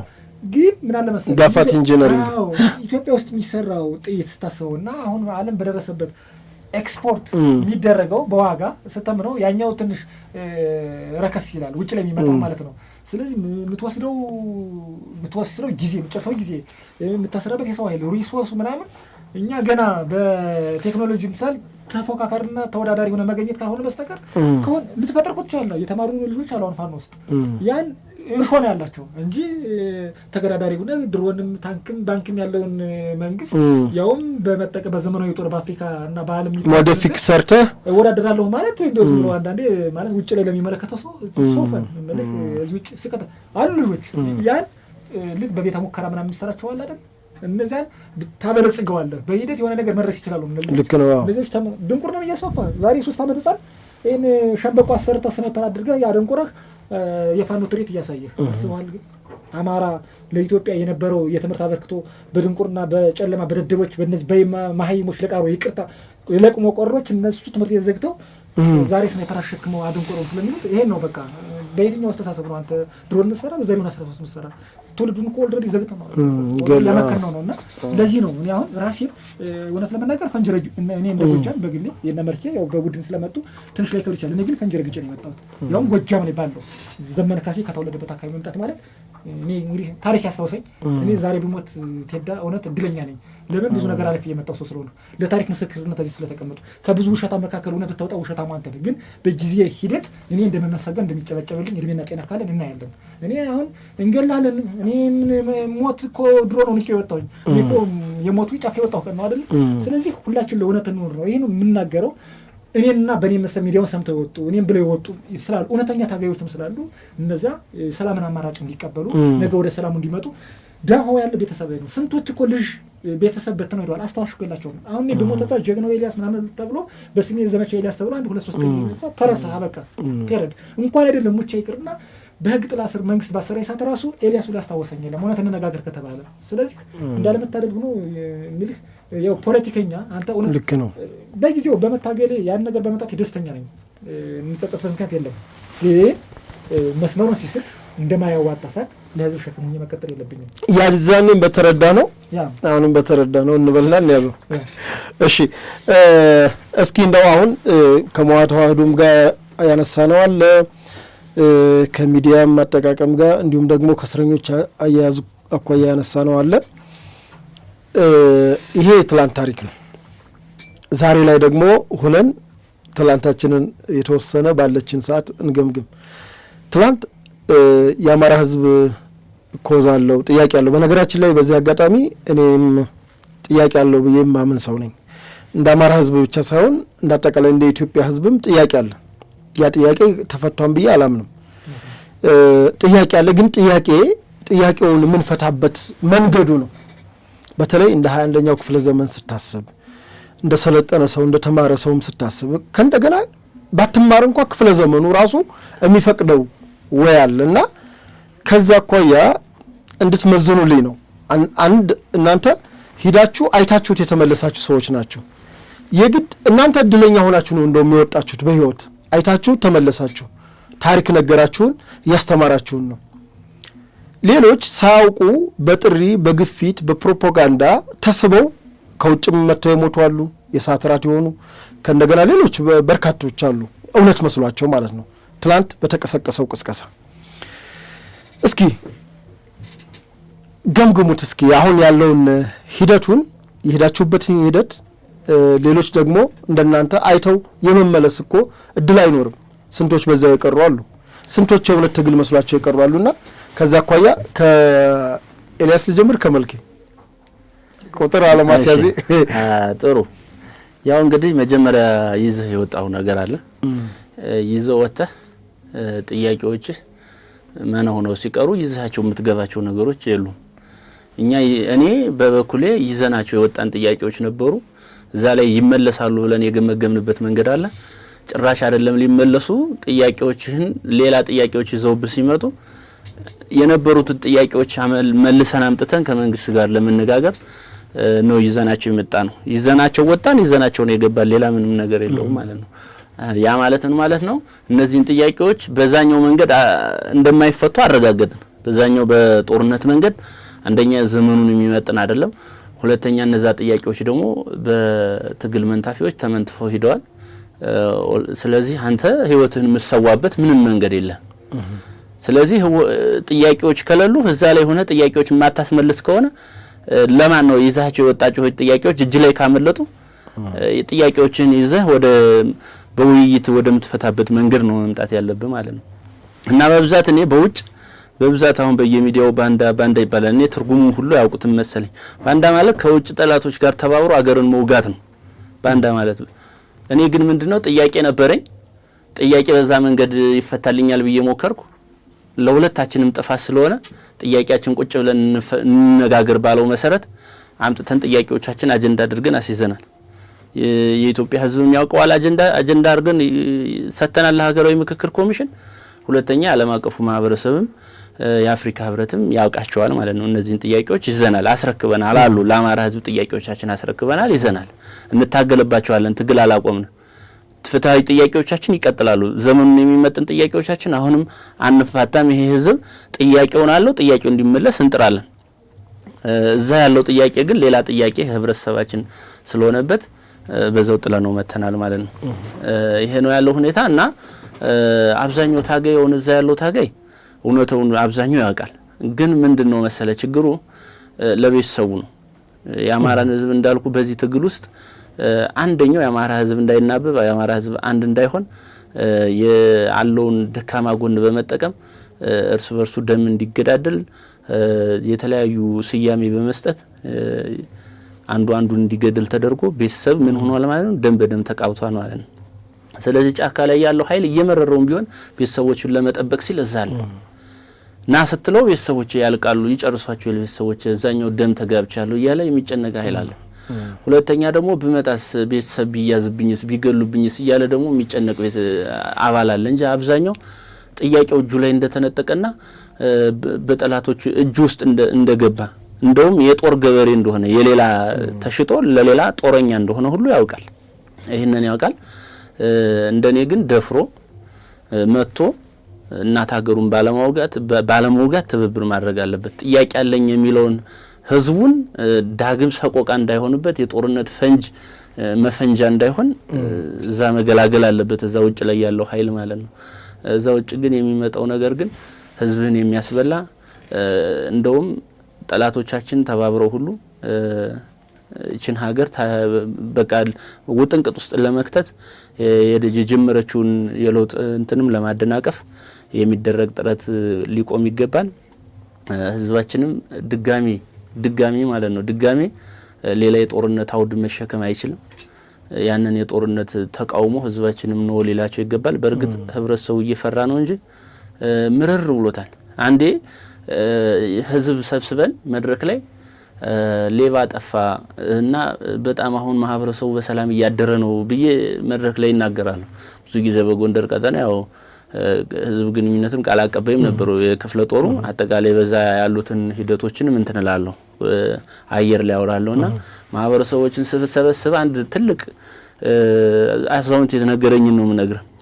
ሌባ አለ ምናምን የለም ዛሬ ሌባ ኦልሞስት አልቋል እና ጥሩ ለውጥ እያመጣን ነው ብዬ ስናገር ልጅ ጥሩ ነው ያነሳው አዎ ሌባ የለም ግን ድሮ በሌሊት ኳትኖ ውሻ ጮህብኝ አልጮህብኝ ባለቤቱ ነቃ አልነቃ እያለ ህግ አካልን በዛ አገኘኝ አላገኘኝ እያለ በትንሽዬ ነው አንድ በሬ ወይ ምናምን ሰርቆ ነው የሚሄድ። አሁን ግን በአደባባይ በቀን መጥቶ 50 ሺህ ብር 100 ሺህ ብር መንትፎ ወይ ማንተን ከፈለገ ገሉ ይሄዳል። ስለዚህ ለምን በሌሊት ይከላተማሉ? ለምን በሌሊት ይለፋል? ስለዚህ ህጋዊ ሌባ ሆኖ ህጋዊ ዘራፊ ሆኖ ለምን ሌባ በእንቅፋት ስለምን ይመጣዋል? ልጅ ህጋዊ ሌባ ሆኗል፣ ህጋዊ ዘራፊ ሆኗል እና ያለ የሚገርም ነው። ስለዚህ ምንድነው እውነት ለመናገር ከሌ ብራሉ የለውም አይባልም፣ አንጣ ይባላል። ቤተክርስቲያን ተቆሞ ይለመናል፣ ህብረተሰቡ ያወጣል፣ ይከፍላል። በጣም በሚገርም ሁኔታ 100 ሺህ ብር እንደ 10 ብር የማይቆጠርበት ሂደት ነው። 200 ሺህ ብር አንጣ ይባላል። ምንም የ50 ብር ጫማ መቀየሪያ የሌለው ገበሬ ማለት ነው። እና በዚህ ልክ ጠላቶቻችን አጀንዳ ተሸክሞ ማህበረሰባችን ስቃይ ውስጥ ነው። አሁን ላይ ኖ ቢላቸው እንደሚገደል ስለሚያቀንጅ ማህበረሰቡ ኦልሞስት አይደለም ጥያቄው ሊመለስ ሌላ ጥያቄ እንደ ሸክም እንደሆነበት ያውቃል ማህበረሰቡ ማለት ነው። በእርግጠኝነት ይሄ የማይካድ ሀቅ ነው። እያንዳንዱ የገጠር ሰው ስለፈራ እንጂ መቼ ይሆን ፈጣሪ ወደ ላይ አንጋጦ ነው ፈጣሪም ብቻ ነው አሁን እየጠየቀ ያለ። መንግስትም ተደራሽ ሆኖ አልደረሰለትም። ያው በጣም በስቃይ ውስጥ ነው ያለ ማለት ነው እንጂ ትግሉ ሙሉ በሙሉ ጥያቄዎቻችን ውስጥ አግልሎ ሄዷል። የብሔር ፖለቲካ ይቁም። ቅድም ኢትዮጵያ ሲባል በፊት ኢትዮጵያንን እያልን መተን ነበር። አሁን እንደገና የብሔር ፖለቲካ እንዲሰጽ ካደረጉት አንዱ የህወሓት አላማ መሆኑን በዚህ ነው እንደው እዚህ ላይ መግለጽ ያለ አጀንዳው መሄድ እንጂ ወደዚህ አጠቃላይ ኢንተግል ሙሉ በሙሉ ወደ ድርድር እንድንመጣ ካደረጉን ሁለት ነጥቦች ውስጥ በተደጋጋሚ ጠቅሳቸዋለሁ። አሁን ላይ አፋብን ወደ 100 አፋብን የሚባል ድርጅት ተቋቁሟል። በዛ ድርጅት ውስጥ እኔ የድርጅት አመራር ስለነበርኩ በአፋድ በኩል ስምምነቶችን ከህግና ስርዓት ከዲሲፕሊን ጀምሮ በየቀኑ ውይይት እያደረግና ያጸደቅናቸው ማለት ነው። መጨረሻ ላይ እንደ ድርጅት ያልተስማማንባቸው ሁለት ነገሮች አሉ። የኃይል አሰላለፍን የሚል ትንተናና የሪዮት ዓለም ጉዳይ ማለት ነው። ምንድነው ሪዮት ዓለሙ ምንድነው? ያልተስማማንበት በዋናነት ወደዚህ ውሳኔ እንድንወስን ካደረጉን አንዱ የሪዮት ዓለም ነው ያልኩ። ሪዮት ዓለሙ ምንድነው የሚለው እኛ መነሻችን የአማራ ኮዝ ቢሆንም መዳረሻችን ኢትዮጵያ ነው። የኛ አያቶች አድዋ ድረስ መቃብር አላቸው። ካራማራ ድረስ አያቶቻችን ሞተዋል። ኢትዮጵያ ሊነጣጠል የማይችል በደም በአጥንት የተመሰረተ ሀገር ስለሆነ በኢትዮጵያ መደራደር ፈጽሞ የሚባል ነገር የለም። መገንጠል የሚባል የለም። የብሔር ፖለቲካንም ልናቀነቅን አይደለም የወጣ ነው። ነገር ግን ከአማራ ኮዞች ተነስተን የአማራ ኮዞች አብዛኛው ኢትዮጵያዊ ጥያቄዎች ስለሆኑ የኢትዮጵያን ጥያቄ እንመልሳለን፣ በዛው ሌሎች ብሔር ብሔረሰቦች ጋር ሆነን ጥያቄዎቻችንን እንመልሳለን ብለን ወደ ለዘብተኛ የሆነ ነው ርዕዮተ ዓለማችን ማለት ነው። የባህሉን ሳይለቅ ባህላችን ከዘመነ ዓለሙ ጋር አያይዘን ነው ርዕዮተ ዓለም ነድፈን የነበረው እንዳፋድ ማለት ነው። ነገር ግን በእነሱ በኩል የመጣ ቀጥታ ከህወሓት ስለሚታዘዝ በነዘመነ በኩል የመጣው የህወሓት ህገ መንግስት ነው የመጣ ማለት ነው። ምንድነው አማራነት የሚል ርዕዮተ ዓለም መጣብን። ምን ማለት ነው? ርዕዮተ ዓለማችሁ ምንድነው? ርዕዮተ ዓለም ማለት የማታገያ ሰነድ ማለት ነው። አዎ። ስለዚህ መታገያ ሰነዳችን ምንድነው? ርዕዮተ ዓለማችን ምንድነው? ምን መሆን አለበት ብለን ስንጠይቅ በእኛ በኩል በእነሱ በኩል ግን መነሻችን አማራ መድረሻችን አማራ በመሆኑ አማራነት ነው። በእኛ በኩል ጥያቄ ለምን አማራነት ትላላችሁ? አማራነት እኮ አይደንቲቲ ነው። አይደንቲቲ እንዴት ርዕዮተ ዓለም ሊሆን ይችላል? እኛ እስካሁን የምናውቀው ወይ ሊበራሊዝም አለያ ዲሞክራቲክ ምናምን ይያሉ እነዚህ ነው እንጂ የምናውቅ እኛ እንዴት አይደንቲቲ ወደ ርዕዮተ ዓለም ታመጣላችሁ? ስለዚህ ይሄ ነገር የብሔር ፖለቲካን በደንብ አፕሪሺየት የሚያደርግ ነው። እኛ ደግሞ የብሔር ፖለቲካን ጠልተን ነው የወጣ ነው። ስለዚህ ይሄ በዛ በኩል የመጣ አጀንዳ ነው።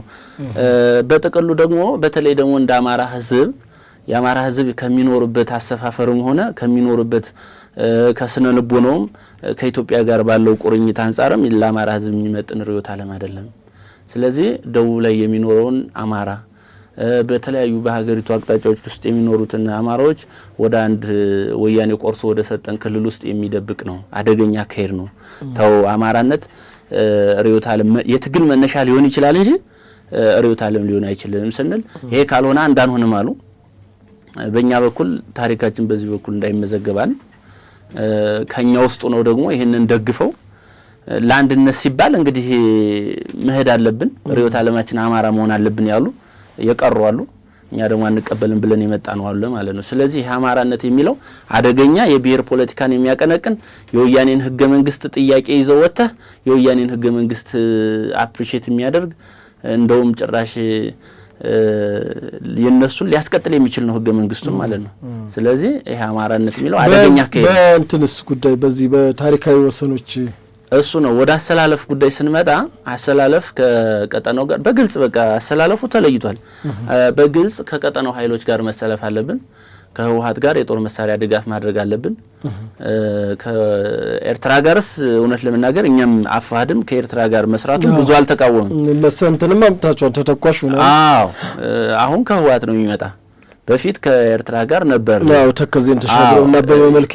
አዎ ሀገራት የራሳቸው የሆነ ትግል ሲጀመር ከሀገራት ጋር ዲፕሎማሲ ይጀምራል። ዲፕሎማሲ የሚጀምርባቸው ደግሞ ከአማራ ህዝብ ጥቅምና ሁለንተናዊ ማንነት ተጻራሪ ከማይሆኑ ሀገራት ጋር ነው ወዳጅነት የምትፈጽመው ማለት ነው። እና ምንድነው ለጊዜው ኤርትራ በለውጡ አካባቢ ከኛ ጎን የሆነ ከኢትዮጵያ ጎን ስለነበረች ያን ያህል በጥቅም ተጋሪ አይደለችም ብለን እናስብ ነበር በሰዓቱ ማለት ነው። እና ከኤርትራ ጋር ባለው ብዙ አልተቃወምንም። ከህወሓት ጋር ግን ፈጽሞ ሊሆን የማይችል ነው። አንደኛ ከየወሰንና የማንነት ጥያቄዎችን ይዘን ወተን ወልቃይት ቀይ መስመሬ ነው ወደ ማንነት ይመለስ ወደ ትግራይ ክልል ይመለስ እያለ ትግል የጀመረ ሰው ከአብይ ጋርም የተጣሉበት ዋናው ምክንያት የወልቃይትን ካልሰጠህኝ ነው። ሌላ ምንም ነገር የለው። ወልቃይትን ልውሰድ ነው። አብይ ለምሳሌ ወልቃይትን ውሰዱ ቢል ምንም አጀንዳ የላቸውም። ፋኖን ቻው ብለው እሱ ወልቃይትን ተረክበው ቁጭ ይላሉ። ምንም አጀንዳ የላቸውም። አጀንዳቸው ወልቃይት ብቻ ነው። አጀንዳው ወልቃይት ብቻ ከሆነ ቡድን ጋር የአማራ ጥያቄን አስመልሳለሁ ያለ ቡድን እንዴት ይሰራል ብለን ሁሉ ክርክር አንስተናል። አልቻልንም። ከሱዳን ጋርስ እንዴት ታሪካዊ የድንበር ውዝግብ አለብን። እነሱ ጋርስ እንዴት አብረን ልንሰራ እንችላለን? ስለዚህ የቀጠናው የኃይል አሰላለፍ ትንተና ትክክል አይደለም። የኢትዮጵያን ጠላቶች ሰብስቦ ወደ ክልል ውስጥ የሚያስገባ ነው። ይሄ ነገር በስሜት መሆን የለበትም፣ በስሌት ነው ማድረግ ያለብን ብለን ሁሉ ተከራከር። ይሄ ትክክል አይደለም፣ ከህወሓት ጋር እንሰራለን አሉ። እንግዲህ እኛም አንፈልግማል እንፈልጋለን ያሉ ሰዎች ቀሩ። ማን አሁን ሰነዳቸው ርዕዮተ ዓለማቸው አማራነት ነው። የኃይል አስተላለፋቸው ከቀጠናው የኢትዮጵያ ጠላቶች ጋር የኃይል አስተላለፍ ነው ያለው ማለት ነው። በዚሁ አያይዤ ትናንት አስረስ ማረ የሰጠውን ንግግር አይታል። ጽምዶን አላውቀውም ይልና እንደገና ምን ይላል መሰለ አላውቀውም ይላል። እንግዲህ አንዳርጋቸው ጽጌ አማራ የለም የሚባል መጽሐፍ ስለ እኛ የምንናገር ትውልድ እንዳይደናገር የሚለው መጽሐፍ አማራ የሚባል የለም የምንናገር ትውልድም አማራ የሚባል የለም አማርኛ የጎሳ የወታደር ቋንቋ ነው እና አማራ እንደ ብሔር እንደ ጎሳ የሚመጣበት መንገድ የለም በሚል የቃላት ጄኖሳይድ ፈጽሟል። በነገራችን ላይ ከጄኖሳይድ ፖይንቶች አንዱ የቃላት ጄኖሳይድ ነው። ከሂደቶች ማህበረሰቡን የለም ብሎ የለም ለሃል ኦልሞስት ሌላ ማንንም የፈለገ ሰው ቢገለው አማራ የለም ብለሃል የቃላት ጄኖሳይድ ፈጽሟል። የሚጠየቅ ሰው ነው። በአማራ ሕዝብ ዘንድ ተጠያቂ ሰው ነው። የታሪክ ቁርሾም የፈጠረ ሰው ነው። ምንድነው ሚኒልክ የፈረስ የለው የኛ ያያቶቻችን የኔና አያቶች እንደው እሱ በሳቱ አማራ ነኝ አላለም የለም የኔና አያቶች አስገድዶ ወስዶ ነው። በአድዋ ጦርነት ጊዜ ክርስቲያኖች ሲቀበሩ ሙስሊሞች ደግሞ አሞራ ተቀርቷል። በቃ ነባራዊ ሁኔታ ያልሆነውን ነገር ሁሉ የታሪክ ቁርሾ ያነሳ ሰውዬ በግልጽ ተቃውሞ እየተነሳበት ስለሆነ ስላወቀ አስረስ ምንድነው ያለው አላውቀውም አለ። ግን አማራን ወክዬ ነው ብሎ በግልጽ ተናግሯል። አስረስ ማለት አንዳርጋቸው እና ትናንትና ቃለ መጠየቁን ጨርሰው ከሆነ ጽምዶን አላውቀውም ይልህና በዚህ አፋብን የለበትም ይልህና ትንሽ ቆይቶ የኃይል አስተላለፋችሁ ግን እንዴት ነው ማን ጋር ነው እንዴት ነው ቀጠናው ያለው ምናምን ሲል ይሄ አማራ ትግል የምስራቅ አፍሪካን የኃይል ሚዛን የሚያስጠብቅ በመሆኑ ከሱዳን ጋርም በትብብር እንሰራለን ካሉት ከቀጠናው የኃይል አስተላለፍ አካላት ጋር ባይል እንሰራለን። ጽምዶ ታዲያ ምንድነው ጽምዶ ቃሉን ብቻ ነው እንጂ የጠለው የጽምዶ አባል ሀገራቶች ጋር በግልጽ ስማቸውን ጠርቶ ከኤርትራ ጋርም ከሱዳን ጋርም ከህወሓት ጋርም እንሰራለን ያለ በግልጽ እንሰራለን የቀጠናውን ለማስተካከል እነሱ ጋር እየሰራን ነው ብሎ በይፋ ጦርነቱን ወደ ክልሉን ለማስገባት አውጇል። አስረስ ማለት ነው ትናንትና በግልጽ ግን ጽምዶ የለም እያለ ነው ሲናገር ግን እንደው አሁን እናንተ ገብታችሁም ስለወጣችሁ አሁን አድማጭ ተመልካችም እንዲያውቅ የምፈልገው ሌሎች እውነት የሚነሱን ጥያቄ እኮ አለው ጥያቄ አለ። ግን የጥያቄው መፍቻ ዘዴ ምን ይሁን? አሁን ምክክር ኮሚሽን ሲገቡ የተለያየ ነገር ስታረጉ ባንዳ የማለት ነገር አለ። ቆይ ከዚህ መንገድ ውጭ ሌላ ምን አማራጭ አለ? ትጥቁን አይታችሁታል። ደግሞ በጠረጴዛ ዙሪያ ደግሞ ያለውን እየሞከራችሁት ነው። ምን ተስፋ ይሰጣል? እውነት ለመናገር እዛ ትግል ውስጥ ሆነህ የምታያቸው የሚደውሉልህ ሰዎች አራውንድ ዘስ ነው በቃ ይዞታ አሸንፋለህ ነው የሚልህ እዛ ትግል ውስጥ ሆነህ የምታስበው ማለት ነው ያለው ኢቭን ራሱ ቲክቶክ እና ፌስቡክ እንኳን የሆነ አልጎሪዝም አልጎሪዝሙ ወደ አንድ ነው ይዞ የሚሄድ እዛ ትግል ውስጥ ያለው ሰውም የሚደውልልህ ሰውም ታሸንፋለህ ይዞ ጀግና ነው የሚልህ በቃ ያለ ስም ክብር ነው የሚሰጥህ ብርን በተመሳሳይ እንደዛው ይገኛል ምናምን እና ሀዛ አጀንዳ ውስጥ አትወጣም። ወጣ ብለን ስንመጣ ብዙ ነገሮችን አይተናል። ለምሳሌ አሁን እኔ እዛ ትግል ውስጥ እያለን ኤልያስም ታውቃለህ ኮሪደር ማለት ኃጢአት የነበረበት ነው። ግን አሁን እውነታውን ስናይ ግን የኢትዮጵያ ሕዝብ እንደውም ሌሎች ከተሞች ኮሪደር አልተሰራልንም ብለው ሰልፍ ነው መውጣት ያለባቸው እንጂ ኮሪደር ለምን ይሰራልበት ተቃውሞ ማቅረብ የለብም። እና ብዙ ለውጦች አሉ ያሉ ትልልቅ ለውጦች አሉ። እውነት ለመናገር ባሉት ነገስታቶች እንኳን ፋሲል ግንብን ጎብኝቶ የሚያልቅ መሪዎች አይቻላቅም ነበር።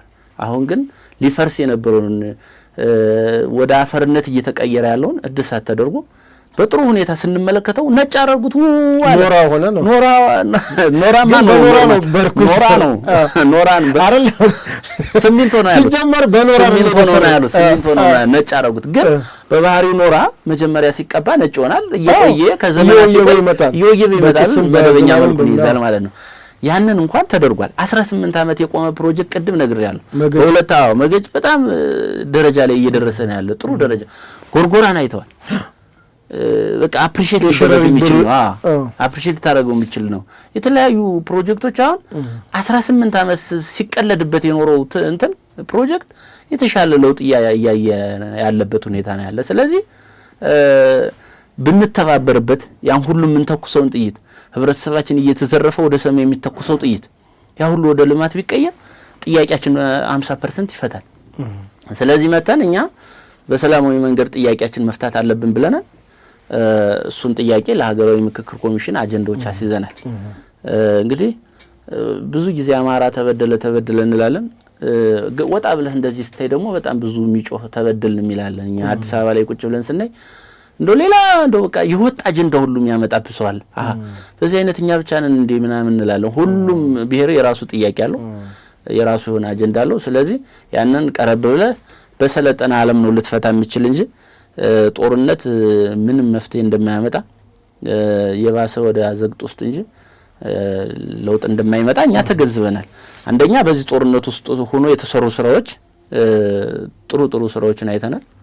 በሚገርም ሁኔታ እኔ በቅርቡ እንኳን የአየር መንገድ ተሰርቶ እንግዲህ የአየር መንገድ በቃ በብዙ ጊዜ አመት ጥያቄ ነው የማርቆሱ ማለት ነው። ግን ሲቃወሙት አይቻለሁ። እኔ አዘንኩ። በቃ በዚህ ልክ አማራ ውስጡና አማራን መቃወም እኔ በጣም ይገርመኛል። እኔ ይመስለኛል ለምን ጣናነሽ ራሷ ስትሄድ እኮ ታጅባ እና ፈነደሰ ዘሪሁን 13 እኮ እኔ በጣም ይገርመኛል። የአማራ ጥያቄዎችን ተሸክም ያለው ብለ ግን ለአማራ መፍትሄ የሚሆኑ ነገሮችን ኢቭን ማዳበሪያ ስታይ ቅድም ስናነሳው እንደነበር ጣናነሽን ብታይ የአየር መንገድን እንኳን መሰራቱን ብታይ ደብረ ማርቆስ ሲሰራ ደብረ ታቦር መሰራት አለብህ ብለ ነው መጠየቅ ያለብህ እንጂ ማርቆስ ለምን ተሰራ ብለ መጠየቅ የለብህ። ስለዚህ አንተ የቀሩ ጥያቄዎችን የቀሩ እነዚህ ቀርተዋል። ይሄን ከመለስክ ጥያቄ መሳሪያ የምንሸከምበት ምንም አይነት ጎርጎራ ስትመለስ ማለት አንድ ጊዜ ሄሊኮፕተሯ ወርቃ በብልሽት እንትን በዛፉ ምክንያት ችግር ገጠመ። እኔ ነኝ የመጣኋት ተጣላችሁ። ይሄን ላስኪ በዚህ የሚዲያ ጉዳይ ስለሆነ አሁን ልታጣላ በመልክ እስኪ ያው እንግዲህ በራሷ ነው አፋባ በሳሙኤል ባለደለ እኛን የመታናት ደረጃ ደግሞ አይ ለኔ ይቀርባል እኔ የመታወት አለ ደንቢያ ስለጮኸት አይደለ። ከዛ እውነታው ግን በቴክኒካል ብልሽት ነው ታውቃላ። አንተ ባህር ዳርም አንቶኖቭ ጥላቸዋል። ማርሸት ነው ማርሸት ስለሚመጣ እቺ መዝግብልኛው ማርሸት አሁን እዛ ከነሱ ከመዛው ከአውሬ መንጋጋ ምን አንበሳ ነው ከአውሬ ጥርስ ነው እንጂ ከአውሬ ጥርስ ራሱን አርቆ ከመጣ ታሪክ ከፈቀደ ነው። አጣላትም ነው የማርሸት ጥያቄ ነው ነገ ይመለሳል ደግሞ ይመጣል። አስረስም ይመጣል። እሱ ጠብቅ ነብዩ አይደለም እንደው የተወሰነ እንግዲህ በዚህ አካሄድ የትም አይደርሱም እኮ። እስኪ እንደው ኤላ ለመልክ ያቀረብኩትን ጥያቄ ነው። ምንድነው ጥያቄ? እዛ ሄዳችሁ እናንተ አይቸቡ መለስ ብላችኋል። አይታችሁ ተመልሳችኋል። ስለ ክፋቱም ስለ ደግነቱም ስለ ጀግንነቱም ስለ ሟሁም ስለ ሁሉም ነገር አወራንና እንደው ሌሎች ከናንተ ምን ይማሩ? ጥያቄስ በ21ኛው ክፍለ ዘመን አሁን ባለንበት ዘመን አሁን እዛ ጫካ ያለው ቡድን የአማራን ኮዝ ይመልሳሉ ወይ? ጥያቄ ያስመልሳሉ ወይ? እንደው ቴዲ እንግዲህ ያለነው 21ኛው ክፍለ ዘመን ነው አይደል? በታሪክ ዳቦ አይበላም። ትናንት ድንጋይ ዳቦ አይደለም። ትናንት ወያኔ በሻቢያ ታዝላ 4 ኪሎ ገብታለች እኛም ደግሞ ምናምን የሚለው ታረት እሱ ተው እንግዲህ ዶክተር አብይ አህመድም ወታደር ነው አይደል? ይሄ ጠፋ አይደለም። ወጣ መንገዱን ያውቃል። ወታደር ነው፣ ብልህ ነው። እኔ ምልህ ነው አሁን አርናቂው ምናምን ነገር ሁኛ አይደለም ስራው ነው ማንንቅለት ለምን መልኬ እንደተናገረው ትናንት አይደፈርም የተባለው ነገር አባይ ግድብን የተጨማለቁበት እንደሱ መጥቶ አስጨረሰ። የምስራቅ አፍሪካን ጂኦፖለቲክስ ቀየረ። በዓለም የኖቤል ተሸላሚ ሆነ። እነሱ በዛ የአማራ ጂኖሳይድ እያሉ ይወጣሉ። እዛ ያሉት ኢሊቶች በጎን ሲሸለም ታይዋለህ። የዓለም መሪዎች ፊታቸውን ወደዚህ አመጣዋል። ትናንት እንደው አንዱ ከሱ ከሚያምንበትና ዓለምን ወደ አንድ መንደር ካመጣው ዲጂታላይዜሽን እሱ የሚያምንበት ነው። ባለፈው አይሾ ስፒድ መጥቶ የኢትዮጵያ ስም ስንት ጊዜ እንደተጻፈ አይተሃል። በኋላ የአፍሪካ ቲክታከሮች መጡ። እነሱም በቃ መቼም አማራ ላይ እንትን ነው ሁሌም። አሁን ደግሞ ድላም ፔጅ አለ። አሁን ደግሞ ድላም ፔጅ ሲመጣ ደግሞ አይ እማ ዶክተር አብይ ገጽታ ግንባታ ሊሰራበት ነው። ስለዚህ አማራ ጄኖሳይድ እያልን እንጻፍ። እነማን እናሳይ ደረገ ታውቃለህ? ሳይ ደረገ ያንተ ወንድም ነው።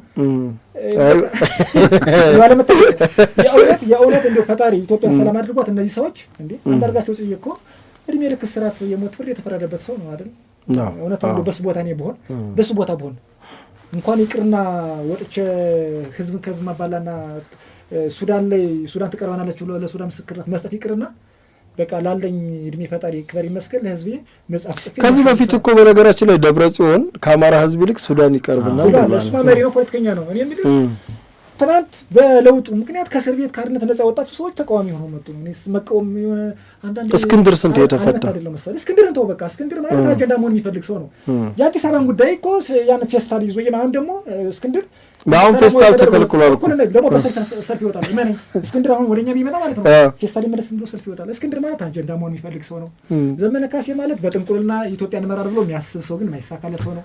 አስረስ ማለት ረስቸው ስለ ሳልሳይ ቴዎድሮስ ይነሳል። አሁን አይ ካነሳ ነው ሙሉ መነሳት ስራ አድማጭ ተመልካቾች ይቅርታ ጠይቃለሁ። እንደው ሳልሳይ ቴዎድሮስ ተብለው ሹርባ የሚሰሩ ልጆች ከቀለበቱ ተጨማሪ ከመስቀሉ ተጨማሪ ከእንደገና ደግሞ የዘመነና የእስክንድር እኮ ጸብ ባለኝ መረጃ ቴዎድሮስ አንተነህ ነው። ለሁለቱም ተነግሯቸዋል በረሃኞቹ። በዛ በኩል የብርሃኖቹ በዚህ በኩል የማዋዎቹ። አሁን እንቀጥል። ሳልሳዊ ቴዎድሮስ ሚባል አሁን ኤልያስ እኔ አሁን አይደለም አንዳንድ ነገሮች ይኸውልህ አንተ እዛ ቦታ ላይ እንዳለህ ሆነ ነው የምታወራኝ እንጂ አሁን እኔ እኮ ካንተ የተሻለ ካቃለሁ ሚዲያ እኮ ትዝት ነው አይደል? ሚዲያ ነህ አትልም። አንዳንዴ አሁን ጋዜጠኛ የምትሆንበት ነገር አለ እኮ ይተይ ነው የምነግርህ። ለምን አሁን የሆነውን ነገር ያየኸውን እንድትመሰክር እኮ ነው የምነግርህ እኮ ንገረና። የሐሳቡን ተካፋይ አይደለም እኔ እኮ እያስገደድኩ አይደለም። ማስገደድ አለብህ። ፋክት ነው ፋክት አና እኮ አሁን ዘመንም አይናገረው እንጂ ዳዊት ደድሮም ይሄን የሚሄደው ለመንግስት ነው። ሰው የሚፈራውን ዘው መሪዎቹን ፈርቶ ሱዳን ሄዶ የሚቀመጠው መተከል ሄዶ የሚቀመጠው ነገ ነግሳለሁ ብሎ ስለሚያስብ ነው። በጸመሰውር በመናምን አስመስሎ ምናምን ራሱ የሚሸውረው እስክንድር ደብረ ኤልያስ ጫካ የገባው ሳልሳዊ ቴዎድሮስ ነኝ ብሎ ነው። በኃላፊነትም አንተ ምራ መባባል ሲገባቸው ገና በቁጥቋጦ ስልጣን 3 ዓመት 4 ዓመት ትግሉን የገፉት የኃላፊነት የበላይነት ነው። ገና ከጫካ ማለት ነው። ገብቷል አይደል? ሁለቶችም እኔ ነግሳለሁ ብሎ አስበዋል። ይሄ ግን እውነት ነው አይደለም? እስክንድር ከጨዋታዎች ተደረገ አይደል? አሁን ደግሞ የአዲስ አበባ ሚዲያ ምናምን የሚል ነገር ይዞ መጥቷል። እስክንድር ተስፋ አይቆርጥም። እንግዲህ የእስክንድር ከኔ በበለጠ አንተ ስለምታውቀው ማዕድ ጀምሮ ይሰራው የነበረውን ስራ ታውቀዋለህ አይደል? ጅማ ስለሆነ እስክንድር አጀንዳ መሆን የሚፈልግ ሰው ያሳዘኛል። አንዳንዴ እንደው ፈርዘር የዘመነን ያክል ተንኮለኛ ነው። እኔ አይዶን የዘመነን ተንኮል የሚያውቁት ምናልባት ይሄ ትግል የሆነ ቦታውን ይዞ ምን አይነት አደገኛ ሰው እንደሆነ ጨካኝ ሰው እንደሆነ ዘመነ ለማስገደል ወደ ኋላ አይልም። በነገራችን ላይ ጠረጠር አስወግደው ነው የሚለው። እኔ እውነቴን ነው የምነግርህ፣ ስላየሁት ነው። ስም ማጥፋት አይደለም። አንተን በቃ አይ ዘመነ መሪ ነው ብለህ እንትን ብለው የሆነ አይ አንተንማ ይሄ አራመደ ከተባለ አስወግዱት ነው በቃ። ዘመነ እንደዚህ ምልህ ፖለቲሻን ነው፣ ወታደራዊ መሪ አይደለም። እንዲህ ወታደራዊ መሪዎች ቢያደርጉት አይገርምም። ያ ማለት ግን ፖለቲከኛ ማለት ይቻላል። ዘመነን ማለት ከሚናገራቸው አሁን ፖለቲከኛ አይደለም ከሚናገራቸው ንግግሮች ይሻላል። ኦራተር ነው እንጂ እኮ እሱን ነው እኮ ለማለት ነው። ወጣቱን ያዘበት መንገድ ካልሆነ በስተቀር እንግዲህ በመጽሐፍ ቅዱስ እንጂ አሁን ፖለቲከኛ ማለት ጥላት መቀነስና ወዳጅ ማብዛት ከእንደገና የምትራመድበትን ርዕዮተ ዓለም ግልጽ ማድረግ ነው። አሁን ስታየው ቅድም ጥቁሩም ጥላቴ ነው ነጩም ጥላቴ ነው ካልክ ቢያንስ ነጩን እንኳን ወዳጅ አድርገህ ጥቁር እንትን ማለት አለ። ተከብብ ያለው ፖለቲካኛ ፖለቲካ ለሚያቀሰው ፖለቲካ አይደለም ወይ መጽሐፍ ቅዱስ ጥቅስ ይናገራል ገንጥሎ ወይ ፍልስፍና ላይ የሆነ ምናምን ነው ኦሽን ጥቅሱ ይናገራል አይደል? የሰማው መንኮራኩር ኦኬ አረጋ በመንኮራኩር እጸ መሰውርማ እሱ አለው። በመንኮራኩርን ምንድን ነው ያለው? አንድ ጊዜ አባቶቻችን በደመና እሱን ወደ ኋላ ጎግል አድርጋ አብረህ የይዘው እንጂ ዘመነ ያላለው ነገር የለም ማለት አንዳንዴ ሲያባ አላደርግም ንግግሩ። ኦኬ በደመና እንመጥቃለን ብለዋል። ተከታዮችም ያሉ አሉ ስም አልጠቅስም። የዘመን ሀሳብ ብዙ ጊዜ መጽሐፍ ያነባል እዛች ግንጥል አድርጎ ይናገራል። ከለር ለማስያዝ ይሞክራል በፊት የራሱ እንደሆነ አድርጎ። አሁን ግን በጓዶቹ መከዳት ሲመጣ ነርቨስ እየሆነ ነው የተው ከሆነ ዘማልቀስኛ ያደርገዋል። በቃ እኔ መምራት አልፈልግም ይላል። የጎጃም አንድ ጊዜ እንደውም የጎጃም ትግል ከተከፋፈለ እኔ ነኝ ማቃጠላችሁ፣ በሳት ነው ማቃጠል፣ በጥይት አይደለም በሳት ነው ማቃጠል። እሱ ብቻ አይደለም እናንተ ብትከዱኝ እነዚህ ህፃናት 3 ዓመት አሰልጠኛ እኔ ወታደር አደርጋችኋለሁ ብሏል። ሜጫ ላይ ገርዘጥ ልብ ነበረው አመታዊ የኮሎኔል ታደሰ ሙሉ ነበር ሲከበር ክብረ በዓል ሲከበር ያችን ቃል ተናግሯታል። ያ ማለት የተነገረው ነገር አለ ማለት እኮ የመከዳት አለበት ስልጣንም አለ። ለይስሙላ ነው እንጂ እኮ አይታል። አሁን ፈነዳ እኮ አንዱኛው ግሩፕ ፈነዳ። የሱን ስሜት በዝናቡ በኩል እንትና አለ። አዎ ረስቸው ሶሪ። አሁን ወጣት ሳይንቲስት ፋኖች ብዙ ግኝቶችን አግኝተዋል። ይሄንና መሰል ሌሎች ግኝቶችን በቅደም ተከተል ለህዝብ ይፋ የሚሆኑ የሚደረጉ ጥቅም ላይም ሲውሉ የሚገኙ እንደመዋጋት ይችላል። በሪሞት መተኮስ ይችላል። ይሄ አማራ ፋኖ በጎጃም የሚባለው ስብስብ ብቻ ንብረት አይደለም። አጠቃላይ የመላው አማራ ፋኖ ንብረት ነው። የመላው አማራ ህዝብ ሀብት ነው የሚሆነው። ይህ መሳሪያ 360 ዲግሪ መሽከርከር አቅም አለው። 360 ዲግሪ መሽከርከር አቅም አለው። ከ360 ዲግሪ ብቻ ሳይሆን ወደ ላይና ወደታችም ዋይ አክሲሱን ቨርቲካል እና ሆሪዞንታልም ኢላማ የማሰር አቅም ያለው ነው። ሌላው የመሳሪያ በሰውም በተሽከርካሪ ላይ መጠመድ ይችላል። በሰውም በተሽከርካሪ ላይ መጠመድ ይችላል የምንፈልገው እንትን ላይ። ሌላው ደግሞ ይህ መሳሪያ እንደምታዩት ብቻውን አንድ ሰው ወይም የተወሰነ ሰው ሆኖ አጥምዶ መዋጋት ይችላል። በሪሞት መተኮስ ይችላል። በሪሞት ተተኳሽ አድርገን መስራት እንችላለን። እዚህ ጋር እንደዚህ የምታያቸው ተቀያሪ ጥይቶች ናቸው። ስለዚህ ከባድ መኪኖችን ወይም ቡድኖችን ምሽጎችን ለማፈራረስ አይነተኛ መሳሪያ ነው። በጣም ብዙ ተደጋጋሚ ሙከራ አድርገንበታል። ሁሉንም በተለይ በኢላማ ምናልባት በትንሽ ሴንቲሜትሮች ልዩነት ካልሆነ በስተቀር በጣም አስተማማኝ መሳሪያ ነው። እነዚህ ተቀያሪ ጥይቶች ናቸው። ይሄ ቀለፍ አንድ የተተኮሰ በኋላ ጥቅም ውጭ መሆን ሳይሆን እንደገና ተቀይሮ በሜዳ ላይ እንዳለ በፍጥነት ሞልቶ እንደገና ለሚሽን ዝግጁ ማድረግ ይቻላል። ለሚሽን ዝግጁ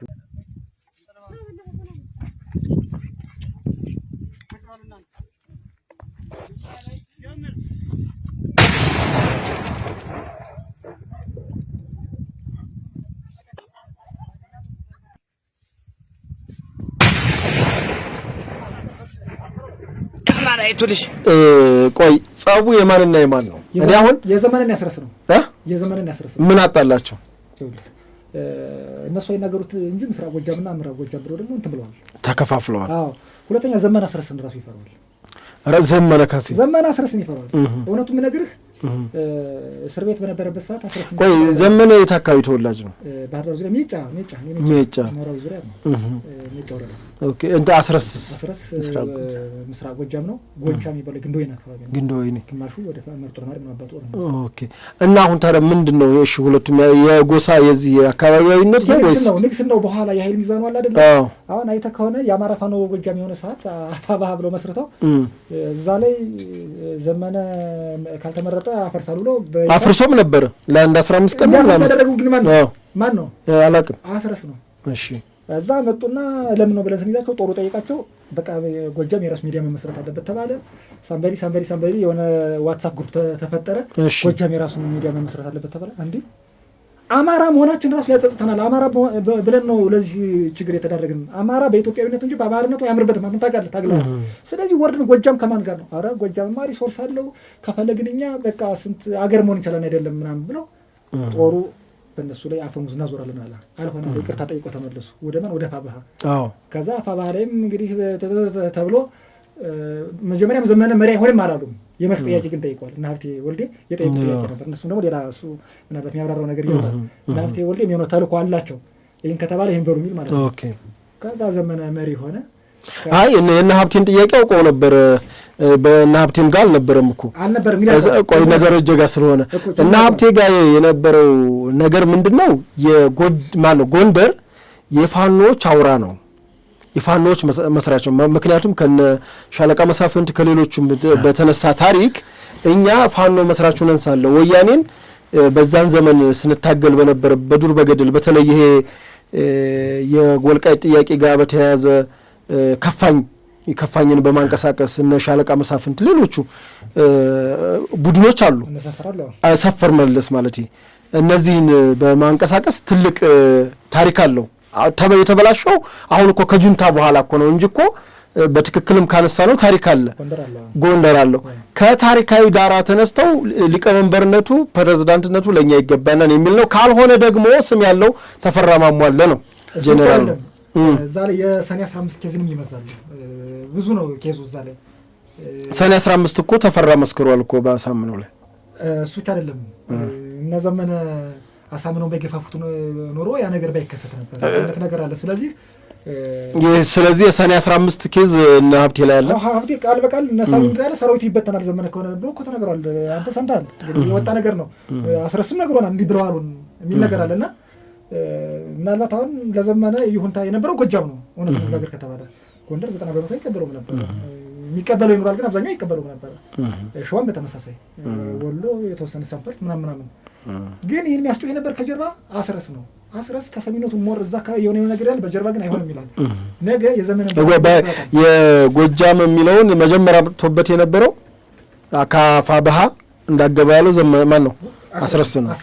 መልካም እንደው እስኪ የሱ እሺ ሁለቱ ጸብ ኖረ እንግዲህ ዞን እንበላቸውና የሁለቱ ዞን ጸብ እንደው ለሷ ለማርሸት እንዴት ተረፋት? ጥሩ እንግዲህ ማርሸት ያሰሰብ ነው።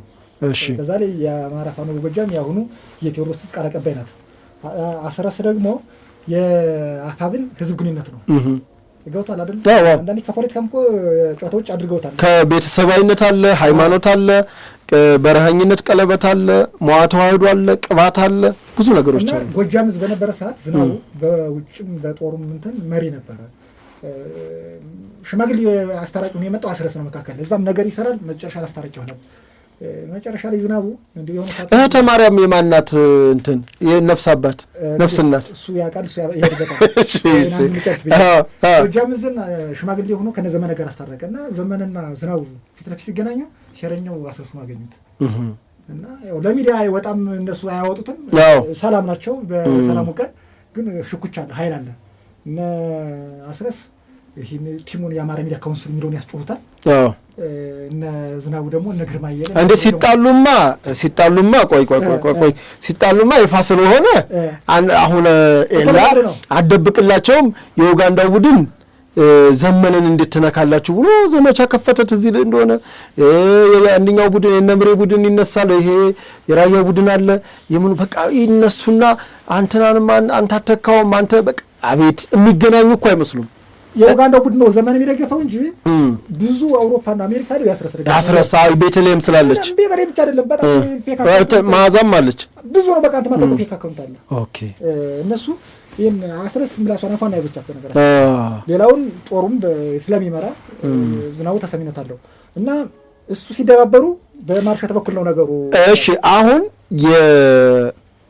እሱ የእንትና የማን ነው በላይ ሰጣር የሚያሰደው አስረስ ነበር። አስረስ እሺ መጨረሻ ላይ ይህ ወደ አንድ ሲመጣ ኃላፊነት ተሰጠው። ወሎ በላይ ሰጣር ገረበው ተፈራብሮ በይፋ መጣ። ከዛ ኑሮ ቀኑን ይጠባበቅለት ነበር። ምስራቅ ጎጃም ላይ ተወደበቁት ማን ገረበው ተፈራ ወይም በላይ ሰጣር ገና ዝናቡ ደግሞ ይሄን ሰውዬ በሞት የሚፈልገው ሰው ነው ታውቃለህ። ባፈር ይፈልገዋል። እንዴት እኔ በመመራው ቀጠና መጣው ይደብቃሉ። ከማን ጋር ነበረ? ከጥላውና በጀ ጋር ነበረ ማርሸት ጋር አስረስ ያው ሙሉ አስተኩስ ነገሩን ሄዶ እንትን ብሏል። ሌላ ቦታ ነው ያለው። እንዴት ታዲያ ማርሸትን አሳልፎ ሰጣት? በጣም ጥሩ ነገር ነው። እሺ ማርሸታው በፊት ተከሳ ነበር፣ ታሰር ነበር። አይ ኃላፊነቱን ይወስዳሉ በቃ በእኔ ጣሉት ምናምን ብሎ እሱን ያስቀረው። በነገራችን ላይ ጁን ይሰጥ ነበር ማን ባለ ምርጫ ማርሸት። እሺ በጦር እንደምን ያተብላለች ምላስ አምናት ፓውሎ አበዛ በጣም አስረስ ነው ያለው እና የስራ አስፈጻሚ አስቸኳይ ስብሰባ ብሎ ወደ ዋሻራ አካባቢ ሰዴ ወደ የሚባለው አካባቢ ከሰዴ ወደ ዋሻራ ሰዴ ተደብድበዋል። እዛ ወይፋት ላይ ደፋት አስጥሎ ለስብሰባ እየመጣች እዛ ላይ እንደሰማኸው እንግዲህ በቤተልሔም በኩል ሰምተዋል። ሆዲያ ቦምብ ቅል ይወጣዋል ነው ቤተልሔም ዳኛቸው ለምን በዚህ ልክ ጮኸች ካልክ፣ እሺ ቤተልሔም የብር ሰው ናት። ለእኔ የሆነ ጠፍቶብኝ ነው እንጂ እንትን ነበረኝ ከ3 ዓመት በፊት የሆነ ሪከር ነበረኝ እሷ ላይ ዘመን የተሳደበችበት እንዳናይሽ ብሏት ማለት ነው። ከዛ በቃ እንዳናያት ብሎ በማርሸት በኩል ማርሸትን ሰደባት። በአዴነሽ የሚል ስድብ ሰደባት ከ6 ወር ከ7 ወር እዛም ማርሸትን ዘግዝቃ ሰደበችው። ሰሞኑን ደግሞ አስረስ በይ ሲላት አስረስ ይሄ በአዴን ላይ የነበረው ማን ነው አሁን ውጭ ያለው የባህር ዳር ልጅ ኃይለየሱስ ነው እና ቤተልሔም አቅጣጫ ተሰጣቸው በአስረስ በኩል እንደምታየው ተናገረ። ጎራ ይዘው መጡ። ቤተልሔም እና እሱ እንደሚገናኙ በሆነ ሚዲያ ላይ እኔ ተናግሬ ነበረ። አፋብን የሚባለው ድርጅት የውሸት ድርጅት ነው። ለምን የተንኮል ስለሆነ የአማራ ኮዞች ኦልሬዲ አቅጣጫቸውን ስተው ሌላ ዓለም ውስጥ በሌላ ሰው የነ ሻዕቢያና የነ ህወሓት አጀንዳ ተሸክመው እንግዲህ ኦልሬዲ ትጥቅና ስንቅ ከወያኔና ከሱዳን ከመጣ ከሻዕቢያ ከመጣ ኦልሞስት ትግሉ ተሽጧል ማለት ነው። የምታየው ነገር ስለሆነ ተሽጧል። እንደው እስኪ እሷ የተሸጠች በእሷ ወደ ማርሸት እንምጣ።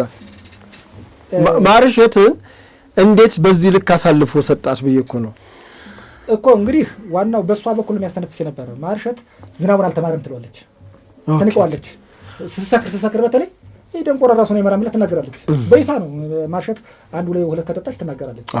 በፊት ላይም በሷ በኩል ያስተነፍሱ ነበር እና አስረስ ፊት ለፊት አይናገሩም። ማርሸት እንደ ብር ስለታየ በማርሸት በኩል እንዲነገር ይደረጋል። ዝናቡ ያው ቂመኛ ነው ብያለሁ። ቀን ጠብቆ አንደኛ የበላይነህ ሰጣረጌ ወይም የደረበው፣ ሁለተኛ ደግሞ በፊት የሰራችው ወንጀል አለ።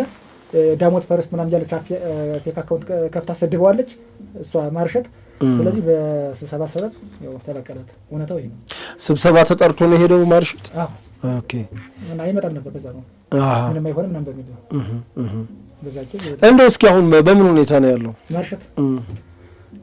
እንግዲህ ዛሬ እውነታው የሚያውቁት መሬት ላይ ያሉት ነው። አይ ግደሉትና ትል ነበር ቤተልሔም። ያው መሞት ይሻላል በነገራችን ማይሸርኩ ስላል አይደለ ነርቡ ሊመታ ይችላል። እግሩ ስርም ድብደባ አለ። አሁን እንግዲህ ነገር በሆነ ነገር ሄደና የሚልበት እንዲልኩ ያደርጉታል። ደግሞ እንዳይናገር እንዳይሞት እንዳይደና አድርገው ተገርፏል ነው የሚል እዛ የይንመኝ ነገረኝ። ብቻ ግን ጥሩ ላይ አይደለም። ሞት ይሻላል። እስኪ ነው ቤተልሔም አንተንም ወደ ሰላም በመጣ ጊዜ የሆነ ነገር ብላ ነበር። እንግዲህ ሚዲያ ነው ታውቃለህና ብዙ ጊዜ አንዳንድ ትእዛዝ መልክ ሁሉ ትሰጠኝ ነበር እና እኔ ጋር ሁሌ ሰጣ ገባ ነው እና እውነት ለማጣር ስትፈልግ እኔ ጋር ነው የምትደውለው ነበረ።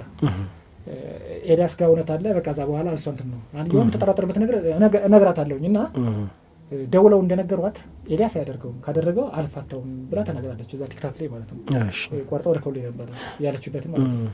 ከዛ ደወለች እውነት ገብታል ስትለኝ አዎ ገብቻለሁ። ለምን ትግሉ ያለበት ሁኔታ አቃጫው ስለሳተ ገብቻለሁ። ብትሞታ ይሻላል ስትለኝ ለምን ዘመነ ካሴ ድብና ይልም አልኳት። ከባለ ሀብቶች የሰበሰበው ገንዘብ አለ እሱም አይሆንም። ቢገኝ መጥሩ ነበረ ቢገኝ ድሮ አላገኘውም እንጂ ጥሩ ነበር። ምክንያቱም እነሱ እየበሉ አይደለም። ግን እኔ እውነትና እውነትን ይዤ መጣሁኝ። ይሄን አድርያለሁ የሚል ካለ ነገ መሞገስ ስለሚችል ይሞግተኝ። ማጥፋት ቀላል ነው ታውቃለህ። እዛ ቦታ ከዛ በኋላ ቤተልሔም ጋር ተገናኛችሁ? ሰሞኑን ጽፌላት የድምጽ ሪከርድ ይዤባታለሁ። ላናዳት ነው የማርሸትን ጉዳይ የሆነው እኮ እኔን ስም ያጠፋሽው ይሄ ነበር የሆነው ለምን ሰደብሽ ታዲያ ምናምን ስላት አሁንም እኮ እኔ እንዲስማሙ ብዬ ነው እንጂ የአማራ ትግል አሁን ወደ 4 ኪሎ እየመጣ ነው የት ምን እንደሚውጥ ምናምን ነገር አለችኝ። እናንተ ነው እንጂ ችግር የለም የኛ መላለው ምናምን ነገር ብዬ ሳቁ። በዚህ ልክ ነው የመለስንለት። ኦኬ እንደው ይሄንን ለማለት የፈለኩት ዲያስፖራው ምን ያክል በሰዎች በደሃ ልጆች ነፍስ እንደሚጫወት ነው። አሁን ቤተልሔም የምናውቃት በተለይ ቅዳሜ ገበያ በሚለው ዘፈኗ እጅግ እኔ እወደዋለሁ። ቅዳሜ ገበያን አድናቂዋም ነበርኩ። ተወዳጅም ሙዚቃ ነው። አንዳንዱ ከመክሊቱ ይወጣና ወደ አልሆነ ነገር ይገባሉ። ግን ነገ የሚጸጸቱበትን ነገር እውነት ነገ ቤተልሔም እንደ ሰው ማሰብ ስትጀምር የምትጸጸትበትን ነገር እያደረገች ነው። በተለይ ለአካባቢያዊነት ተቆርቆራም ከሆነ እንደውም የሆነ የሰማሁት ነገር አለ። ቤተልሔም ያው ሲጣሉ አውቃለሁ። አሁን እኛን አማራ አይደላችሁም ባንዳ ናችሁ ምናምን ይላሉ አይደለ? ልክ ሲጣሉ እንደዛ ነው። ቤተልሔም ዳኛቸው የወለጋ ሰው ነው ተብሏል። እሱ ሀቅ ነው፣ እውነት ነው። አባቷ ሌላ ቦታ ነው የመጣው። እሺ ወታደር ነው። ችግር የለም። አማራ ነኝ ብላ እስከተቀመጠ ሰው ነኝ እኮ እንዲህ አይነት ነገር እየፈለፈሉ አሁን አይደለም። እኔ ትናንትና ሙሉ አማራ ብለው ተቀብለዋት ዛሬ በከፊል አማራ ካሏት እኔ አሁን ገብቼበታል። እኔ በዘር ፖለቲካ አላምንም። ኢትዮጵያዊ ነኝ፣ ሰው ነኝ። ብችል እንደ ሰው አስባለሁ። ከሰወርድ ግን ኢትዮጵያዊ ነኝ። በኢትዮጵያ ማንነቴ የመጣብኝ ሰው ማንንም ኃይል አልታገስም። ያም ስለሆነ ነው አቋም ይዤ እየታገልኩ ያለ። እኔ የምታገለው ዘረኝነትን ነው። እኔ የምታገለው ጽንፈኝነት ነው። እኔ የምታገለው ለእኔ ይሁን ብዬ ለአማራው ይሁን ያልኩትን ለምንድን ነው ለኦሮሞ እንዳይሆን የምከለክለው? ይሄ ነው። እስኪ እንደው ትግሉን ጫፍ እንዲያደርስ ያደረገውን የመጨረሻ አስተሳሰብ ማለት ምንድን ነው ብላችሁ ትገምታላችሁ? እንደ አባ ቡልቻ 3 ደቂቃ እንደ ፓርላማ ውስጣቸውና እንዝጋ። እንደው ትግል ተብሎ የተገባውን ነገር ጫፍ እንዳይደርስ ያደረገው ምንድን ነው? አመሰግናለሁ። ትግሉ አቅጣጫውን እንዲስት ወይም ደግሞ ኮዙን ለቆ ወደ ሌሎች ባዕዳን ተልእኮ ተሸካሚ እንዲሆን ያደረገው የመጀመሪያው በመሪ ደረጃ የተቀመጡት ሰዎች እውነተኛ አማራ አለመሆናቸው፣ ለውክልና ወይም ደግሞ ለሆነ ሚሽን የመጡ መሆናቸው ነው። ሌላኛው ገንዘብ ወይም ቁስ ፍለጋ በተለይ ዲያስፖራዎችን መመልከት ነው። ሶስተኛውና የመጨረሻው ደግሞ በተለይ እነዚህ አማራ ሁነው ግን ከአማራ ጥቁር አማራዎችን መጠቀም ቅድም እስር ቤት ተሰብሮ ማረሚያ የተሰብሮ የወጡ ሰዎች እንግዲህ ወደ ማህበረሰቡ መቀላቀል አይችሉም። የቆየ ደም ሊኖር ይችላል፣ በቀል ሊኖር ይችላል። ስለዚህ እነዚህ ሰዎች ክልሉ በማያበራ ጦርነት በትርምስ ራሳቸውን ህይወታቸውን መግፋት ሀብት ማካበት ነው የሚፈልጉትና የመጀመሪያው ለምን በዲያስፖራዎች ተልእኮ ተሸካሚ ሆኑ ከተባለ ወንበር ሳይኖራቸው ዙፋናቸውን 4 ኪሎ ያደረጉ ለምሳሌ ኢትዮ 360 ካሰፍ መሳይ መኮንን እኮ ትናንት ዶክተር አብይ አህመድን እልል ብሎ ሲያመሰግን የነበረ ነገር ግን ሲያስበው ኢትዮጵያን ስታይል ጋር ኤምኤስ ላይ ገብቶ ሲሳይ አገናን መሞገስ ሲያቅተው በቃ አማራ ካረፍ ቢዝነስ ኦሪየንትድ ነው አማራ በየነመረ ገና እና ያላደገ ብሔርተኝነት ቲክቶክ ከፍቶ በአጭር ጊዜ ውስጥ 500 ሺህ ተሻገረው 1 ሚሊዮን አካባቢ ደርሶለታል። ደካማ ጎኑን ያውቀዋል ከግንቦት 7 ጀምሮ የነበረ ታጋይ ስለነበር ስለዚህ አማራ ብር ያወጣኛል ግን አማራ አይደለም ሰውየው እንግዲህ አይ ግልጽ ነው እሱ እና በውጭ ሰዎች ወይም ደግሞ በዲያስፖራዎች መሸበው መጠለፉ እንዲሰራ አድርጎናል። ሁለተኛ ዘመነ ካሴንና ሌሎች የሟተዋዱ የሚሆን የሻቢያ የወያኔ አጀንዳ የተለያየ መግባታቸው ወንጀለኞችን አስርጎ ማስገባቱ ነው። ለምሳሌ ወንጀለኛ ማለት ማንነት ከተባለ አንድ ሰው ህግ ጥላ ስር ብሎ ተገቢው ውሳኔ ብይን እስካልተሰጠ ወንጀለኛ አይደለም። እነዚህ ግን ተበይኖባቸው በስርቆት በነፍስ ግድያ የተፈረደባቸው ፍርደኛ በቃ የእድሜ ልክ ፍርደኞች ሁሉ አሉና እነሱ መጣው የትግል መሪ ሆነዋል። የባለበት እንግዲህ ማህበራዊ እሴት አለ። አራተኛ ማስቀምጠው የማህበራዊ እሴቶች አለመከበራቸው፣ የሃይማኖት አባቶች አለመከበራቸው አይተህ ከሆነ ይህን ያክል መስቀል ተሸክሞ አንተ የሃይማኖት አባትን ማክበር ካልቻልክ ከገደልኸው አንተ ካዋረድከው የእነሱን የመታረቅ እንግዲህ ኦሮሚያ ክልል ስትሄድ የገዳ ስርዓት አለ አይደል? ደግሞ የቆየ የባህል ስርዓት አለ። የሀገር ሽማግሌ ይከበራል። ከበሩ ነበረ። አምስተኛው የተማሩ ሰዎችን መግፋት ነው። መምህራንን ካንበረከክ አንተ ማነው ነገ ትውልድ የሚቀርጽልህ? እነሱን ካልተመራ ትግሉ በማን ነው? በድቅድቅ ጨለማ ውስጥ ባሉ በእነዚህ በመሀይሞችና በወንጀለኞች ተመርጦ ምን አይነት ሀገር ነው የምትገነባ የሚለው ነገር እነዚህ ተደምረው የአማራ ትግል ጥያቄዎች ወደ ጎን ተጥሎ አቅጣጫ ወስዶ የትግሉ ሀዲዱን ስቶ እኛም በቃን ብለን እንድመጣ አድርገናል። ይሄ ነው ያለው እውነታ። መልካም። እስኪ መልኬ የመጨረሻ የምትለውንና ማደማደሚያ እንደው ትግሉ ሀዲዱን ስቷንም አለ ውጤትም አላስገኝም ወይ አሁን ለገባበት ቅርቃር ምን እንዳደረገው ብለህ ታምናለህ? መልካም እንግዲህ ያው ያለንበት ቀጠና በራሱ የብዙ ፍላጎቶች አይን ያለበት ነው ማለት ነው። ብዙ ፍላጎቶች አሉት። በተለይ ደግሞ ኢትዮጵያ ከታሪኳም አንፃር ሰፋ ያሉ ፍላጎቶች አሉ። በዋናነት እነዛ ፍላጎቶች በትግሉ ውስጥ ገብተው ምቹ አጋጣሚ ተፈጥሮላቸው ትግሉን ጠምዝዘው መውሰድ ችለዋል። በዋናነት እሱ ነው። ረጅም ሂደት አለው። ግን በዋናነት ይሄ ትግል ጫፍ እንዳይደርስ ካደረጉ አንደኛ መጠለፉ ነው። ሁለተኛ ደግሞ ለረጅም ጊዜ በእቺን ሀገር አስተዳድራለሁ ባለው የጠላት አጀንዳ ተሸክሞ የመጣው የወያኔ ስርዓት ለዚች ሀገር ምስቅልቅል ተጠያቂ ነው። ትግሉንም ሙሉ በሙሉ ጠልፎ ይዞት ሄደው እሱ ነው። በዝልክ ጫፍ እንዳይደርስ አታጋዮችም በጣም ስትራቴጂክ ያልሆኑ ዝም ብሎ በስሜት የወጣ ትግል ስለሆነ ለአጀንዳ ቀፋዮች ሄዷል ትግሉ ማለት ነው። እና በዛ ምክንያት ትግሉ ተጠልፏል። ከዛ ሲቀጥል በትግሉ ላይ የሚኖሩ ሰዎች አሉ። በትግሉ ላይ የሚኖሩ ማለት ምን ማለት ነው? ዲያስፖራዎችና አጠቃላይ ዩቲዩበሮች ዩቲዩባቸው እስከሸቀለ ድረስ የኢትዮጵያ ጉዳይ የማይመለከታቸው፣ የህዝብ ጉዳይ የማይመለከታቸው፣ ሰው ይሙት አይሙት የማይጨነቁ ኢቭን ባንተ ሞት በጣም ብዛት ያለው ላይክ እና ሼር አግኝተው ዩቲዩብ መሸቀል የሚፈልጉ ሰዎች አሉ። ቲክታካቸው እንዲያድግ የሚፈልጉ በቃ በትግሉ ላይ የሚኖሩ የደም ነጋዴዎች ማለት ነው። ከዛ ሲቀጥል የወንጀለኞች መደበቂያም ጭምር ነው። ይሄን ምልህ በብዛት አሁን አብዛኛው ትግል እየተመራ ያለው ማዘዣ ጣቢያው እስር ቤት ነው። ማዘዣ ጣቢያው ዲያስፖራ ነው። ታች ትግሉ በሚፈልገውና መሬት ላይ ያለው ነባራዊ ሁኔታ ቼክ የሚያደርጋል እዛ ላይ አያዙም። የሚታዘዘው ምንድነው? እስር ቤት ፕሮፖዛል ይወጣል። በእስር ቤት ስልክ ነው የሚመራው። ከዛ ባለፈ ደግሞ ዲያስፖራዎች ነው የተወሰነ የጥቅም ሰንሰለት ይሰጣቸዋል። ከዛ በኋላ በዛ ጥቅም ሰንሰለት መሰረት ይመራል ትግሉ ማለት ነው። ስለዚህ የትግል ኑሮን ለመምራት እየተደረገ ያለ ትግል ነው እንጂ ጥያቄዎችን የያዘ ኮዞችን ያነገበ አይደለም። እሱ አንድ የተሞንት ፎዷል ማለት ነው። ከዛ ባለፈ ደግሞ በቃ እንትን በስልጣንም በተለያዩ በኩል የተገፉ ማለት በአግባብ የሄዱ እኛ ብቻ እናድርገው የሚሉ አካላት አሉ።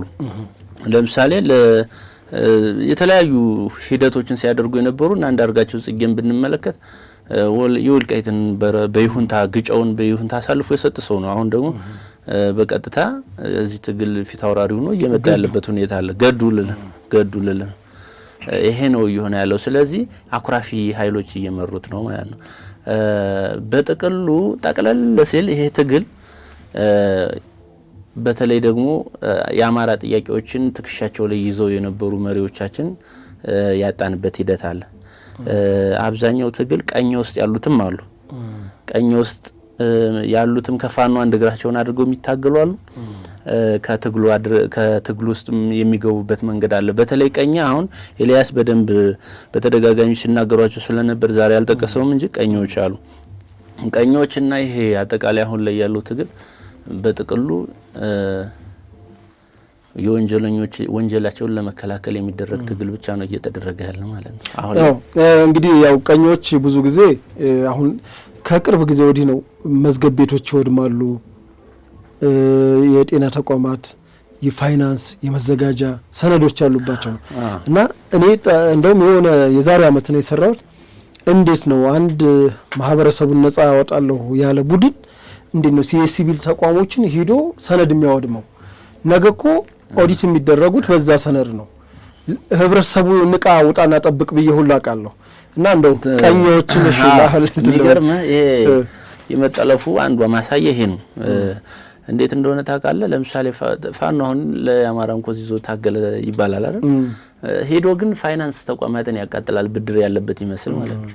እና ይሄ ምንድነው የወንጀል ሰነዶችን ለማጥፋት የሚደረግ ጥረት፣ የሙስና ሂደቶችን ለማጥፋት የሚደረግ ጥረት ይደወላል። ገና ወደ ግንባር ዛሬ መከላከያ እንደዚህ የዚህ አካባቢ ነው በዚህ ግቡ ይባላል። ስትገቡ ይደወላል።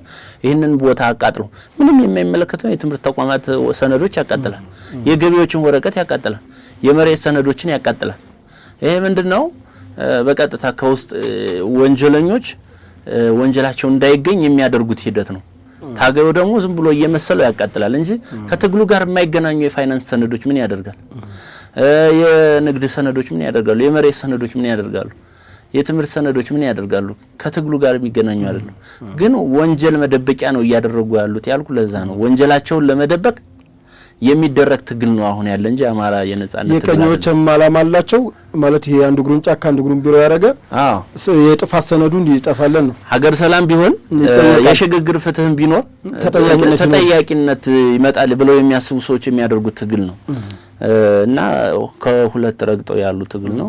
መንግስትም ቀስ ብሎ እስከ ወረዳ ድረስ ያለውን ነገር አሰራሩንም ማስተካከሉ የሚሄድ ከሆነ ነገሮችን ማስተካከል ቀላል ነው። እውነት ለመናገር እነዚህ ቀኝ ለሚባሉት መልእክት እኛ ገብተን ትግሉን አይተነዋል። በዚህ ልክ ለውጥ የሚያመጣ አይደለም። የባሰ ህዝቡን የኢኮኖሚ ጫና መፍጠር፣ የስነልቦና ጫና መፍጠር፣ የአማራን ህዝብ ድጋሚ በደም ተሳስሮ እንዲሞት ደምለሳ የልኩን ደምለሳ እንዲኖር ከማድረግ ውጭ የሚፈይደው አይነት ትግል የለም። በዛ ላይ ደግሞ ነገንም እኛንም የሚበላ አጠቃላይ የቀጠናው ጠላቶች እዚህ ክልል ውስጥ ጦርነቱን ካወደሙ በኋላ ከዛ በኋላ ግን የራሳቸው ፍላጎት አላቸው። መቼም ሱዳን ገብቶ የራሱ ፍላጎት እንጂ የአማራ ህዝብ ተጎዳ ብሎ የራሱ የአማራን ህዝብ ፍላጎት ያሳካል የሚባል ተረት የለም። ኤርትራን በተመሳሳይ ወያኔን በተመሳሳይ የራሱን ፍላጎት ይዞ ይመጣል። ከዛ በኋላ የሚፈጠረው ዓለም አስቸጋሪ ዓለም ነው የሚሆነው። የራሱን ፍላጎት ሲወስድ አደገኛ ቅርቃር ውስጥ ስለሚገባ ይህንን ተገንዝቦ ወደ ሰላም መምቶ በሰላም መነጋገር ነው ያለው ነባራዊ ሁኔታ ማለት ነው። አማራነት ሁላችንም አማራንን የትኛው መንገድ ለህዝብ ይጠቅማል ለምንለው እኛ ያንኛው መንገድ ሞክረናል፣ ፍጹም አይጠቅምም። እዚህ ከተማ ውስጥ ሆኖ ግን የደሃ ልጅ እየሞተ ከዛ እዚህ በለው ያዘው የሚለው አንዳንድ በፌክም አካውንትም ውጭ ላይ ያሉ ዲያስፖራዎችም አረብ ሀገር ያሉትም በሙሉ በሰው ልጅ ደም መጫወት ነው። አይዞ ጎበዝ ብለው ፎቶ ይለጥፉና በሳምንቱ ይሞታል እና በጣም ስትራቴጂካሊ ወጣቶች እንዲያልቁ የሚደረግ ሂደት ነው። ስለዚህ እነዚህ ነገሮች ጀግኔ ይልሃል፣ ስትሞት አንድ ሳምንት ያለቅሳል፣ ወዲያው ጥበቡን ገጭ አድርጎ ይመጣል ጥቁር አድርጎ የነበረው በቃ እንደዚህ ነው። ስለዚህ እኔ የአማራ ህዝብ ልጆቹን መክሮ ወደ ሰላም እንዲመጡ ወደ ንግግር እንዲመጡ ጥያቄዎቻችን በአግባቡ የዓለም አቀፉ ማህበረሰብ አይቷቸው እንዲመልስ ነው እንጂ ማድረግ ያለብን በጦርነት ሌሎችን በማጥፋት ምናጠፋቸው ወንድሞቻችን ናቸው። ለሌላ ጊዜ ለጠላቶች መከታ የሚሆኑ ወንድሞች ስለሆኑ በዛ ልክ የሐሰት ትርክትን አስወግዶ መቀጠል መቻል አለብን። በዚህ በተለያዩ በኩል ያሉት ደግሞ በተቃራኒ በኩል ያሉት በሌሎች ብሔር ብሔረሰቦችም ሄት ስፒች አሉ። እነዛም በአግባቡ መንግስት ተከታትሎ እርምጃ መውሰድ አለበት። እኔ ኦልሞስት አማራ ክልል ያለውን ጦርነት ብቻ አይደለም እርምጃ መውሰድ ያለበት። እዚህ ከተማ ላይ ቁጭ ብሎ ያልተጠቀመውን የኦሮሞ ህዝብን እንደተጠቀመ አድርጎ ሄት ስፒች የሚያደርጉ አሉ። በስትራቴጂካሊ ያኛው ትግል እንዲቀጥል የሚያደርጉ ይሄው እንደዚህ እየተባልን ነው፣ እንደዚህ ልናጠፋችሁ ነው እያሉን ነው፣ እንደዚህ እየሰደቡን ነው፣ እንደዚህ ያንቋሸሹን ነው እያልክ ትግሉ እንዲቀጥል በዚህኛው በኩልም የሚደረጉ ሄት ስፒቾች አሉ። እኔ እነዚህም እንዲቆሙ የሚደረግበት አግባብ ቢኖር ህገ መንግስቱ ላይ አላቃለሁ። የጥላቻ ንግግሮች ምናምን ግን ተግባራዊ አይደሉም። ባንድ በቲክቶክ ፕላትፎርም ላይ ወጥቶ እንደዚህ አይነት መልእክት የሚያስተላልፉ እኛ ገና እንቀጣቀጣቸዋለን እንገዛለን የሚል አይነት ሂደት ካለ ያንን ማስቆም ነው። ኢትዮጵያ የምትገዛው በህግና በስርዓት ብቻ ነው እንጂ በተረኝነት ወይም በቡድንተኝነት ወይም በብሔርተኝነት መሆን መቻል የለበትም። ኢትዮጵያ በህግና በስርዓት ነው የምትመራው። በየትኛውም ማህበረሰቡን ወክሎ አንደኛው ማህበረሰብ ጥላቻ ንግግር የሚያደርግ ካለ ይሄንን ባስቸኳይ መንግስትም እርምጃ መውሰድ በቃ እኔ ከዚህ ስርዓት በኢኮኖሚውም በልማቱም ሀገርን በማስተዋወቅ በኩልም በጣም ሰፊ ስራ እየሰራ ነው ያለ። እርምጃ በመውሰድ ግን ጉድለት አለበት። ሰውን ኃይልን በአግባቡ መጠቀም በራሱ ጉድለት አለበት። እነዚህም በአግባቡ መጠቀም አለበት፣ ኃይልንም በደንብ መጠቀም አለበት፣ እርምጃዎችንም መውሰድ መቻል አለበት። እንደው የመናገር ነጻነት አለኝ ተብሎ የሰው መብት መንካት ሀገርን የሚያተራምስ ነገር ንግግር ማድረግ በዚች ሀገር ላይ መከልከል መቻል ያለበት ጉዳይ ነው እንጂ ገና መብትን እንዳወቅ ሁሉ ግዴታህንም ማወቅ መቻል አለበት። በራስ ላይ የማትፈልገውን ነገር በሰው ላይ ማድረግም ተገቢ አይደለም።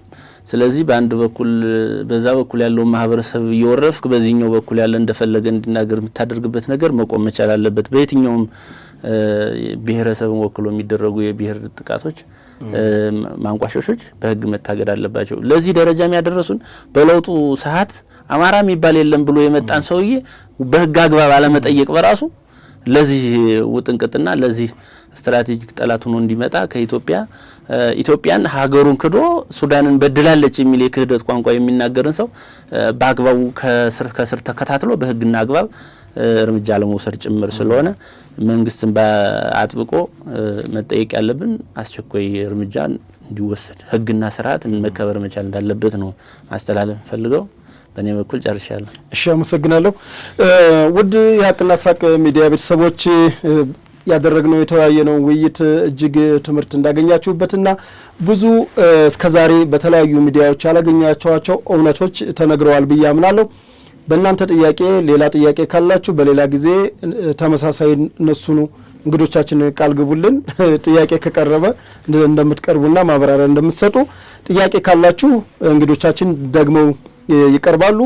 ለጊዜው ከአርበኛ ጋዜጠኛ ኤልያስ ደባሱና እንዲሁም ከአርበኛ መምህር መልካሙ ጣሴ ጋር ያደረግነው የሀቅና ሳቅ ልዩ የእንግዳ ዝግጅታችን በዚህ መልኩ ተጠናቋል።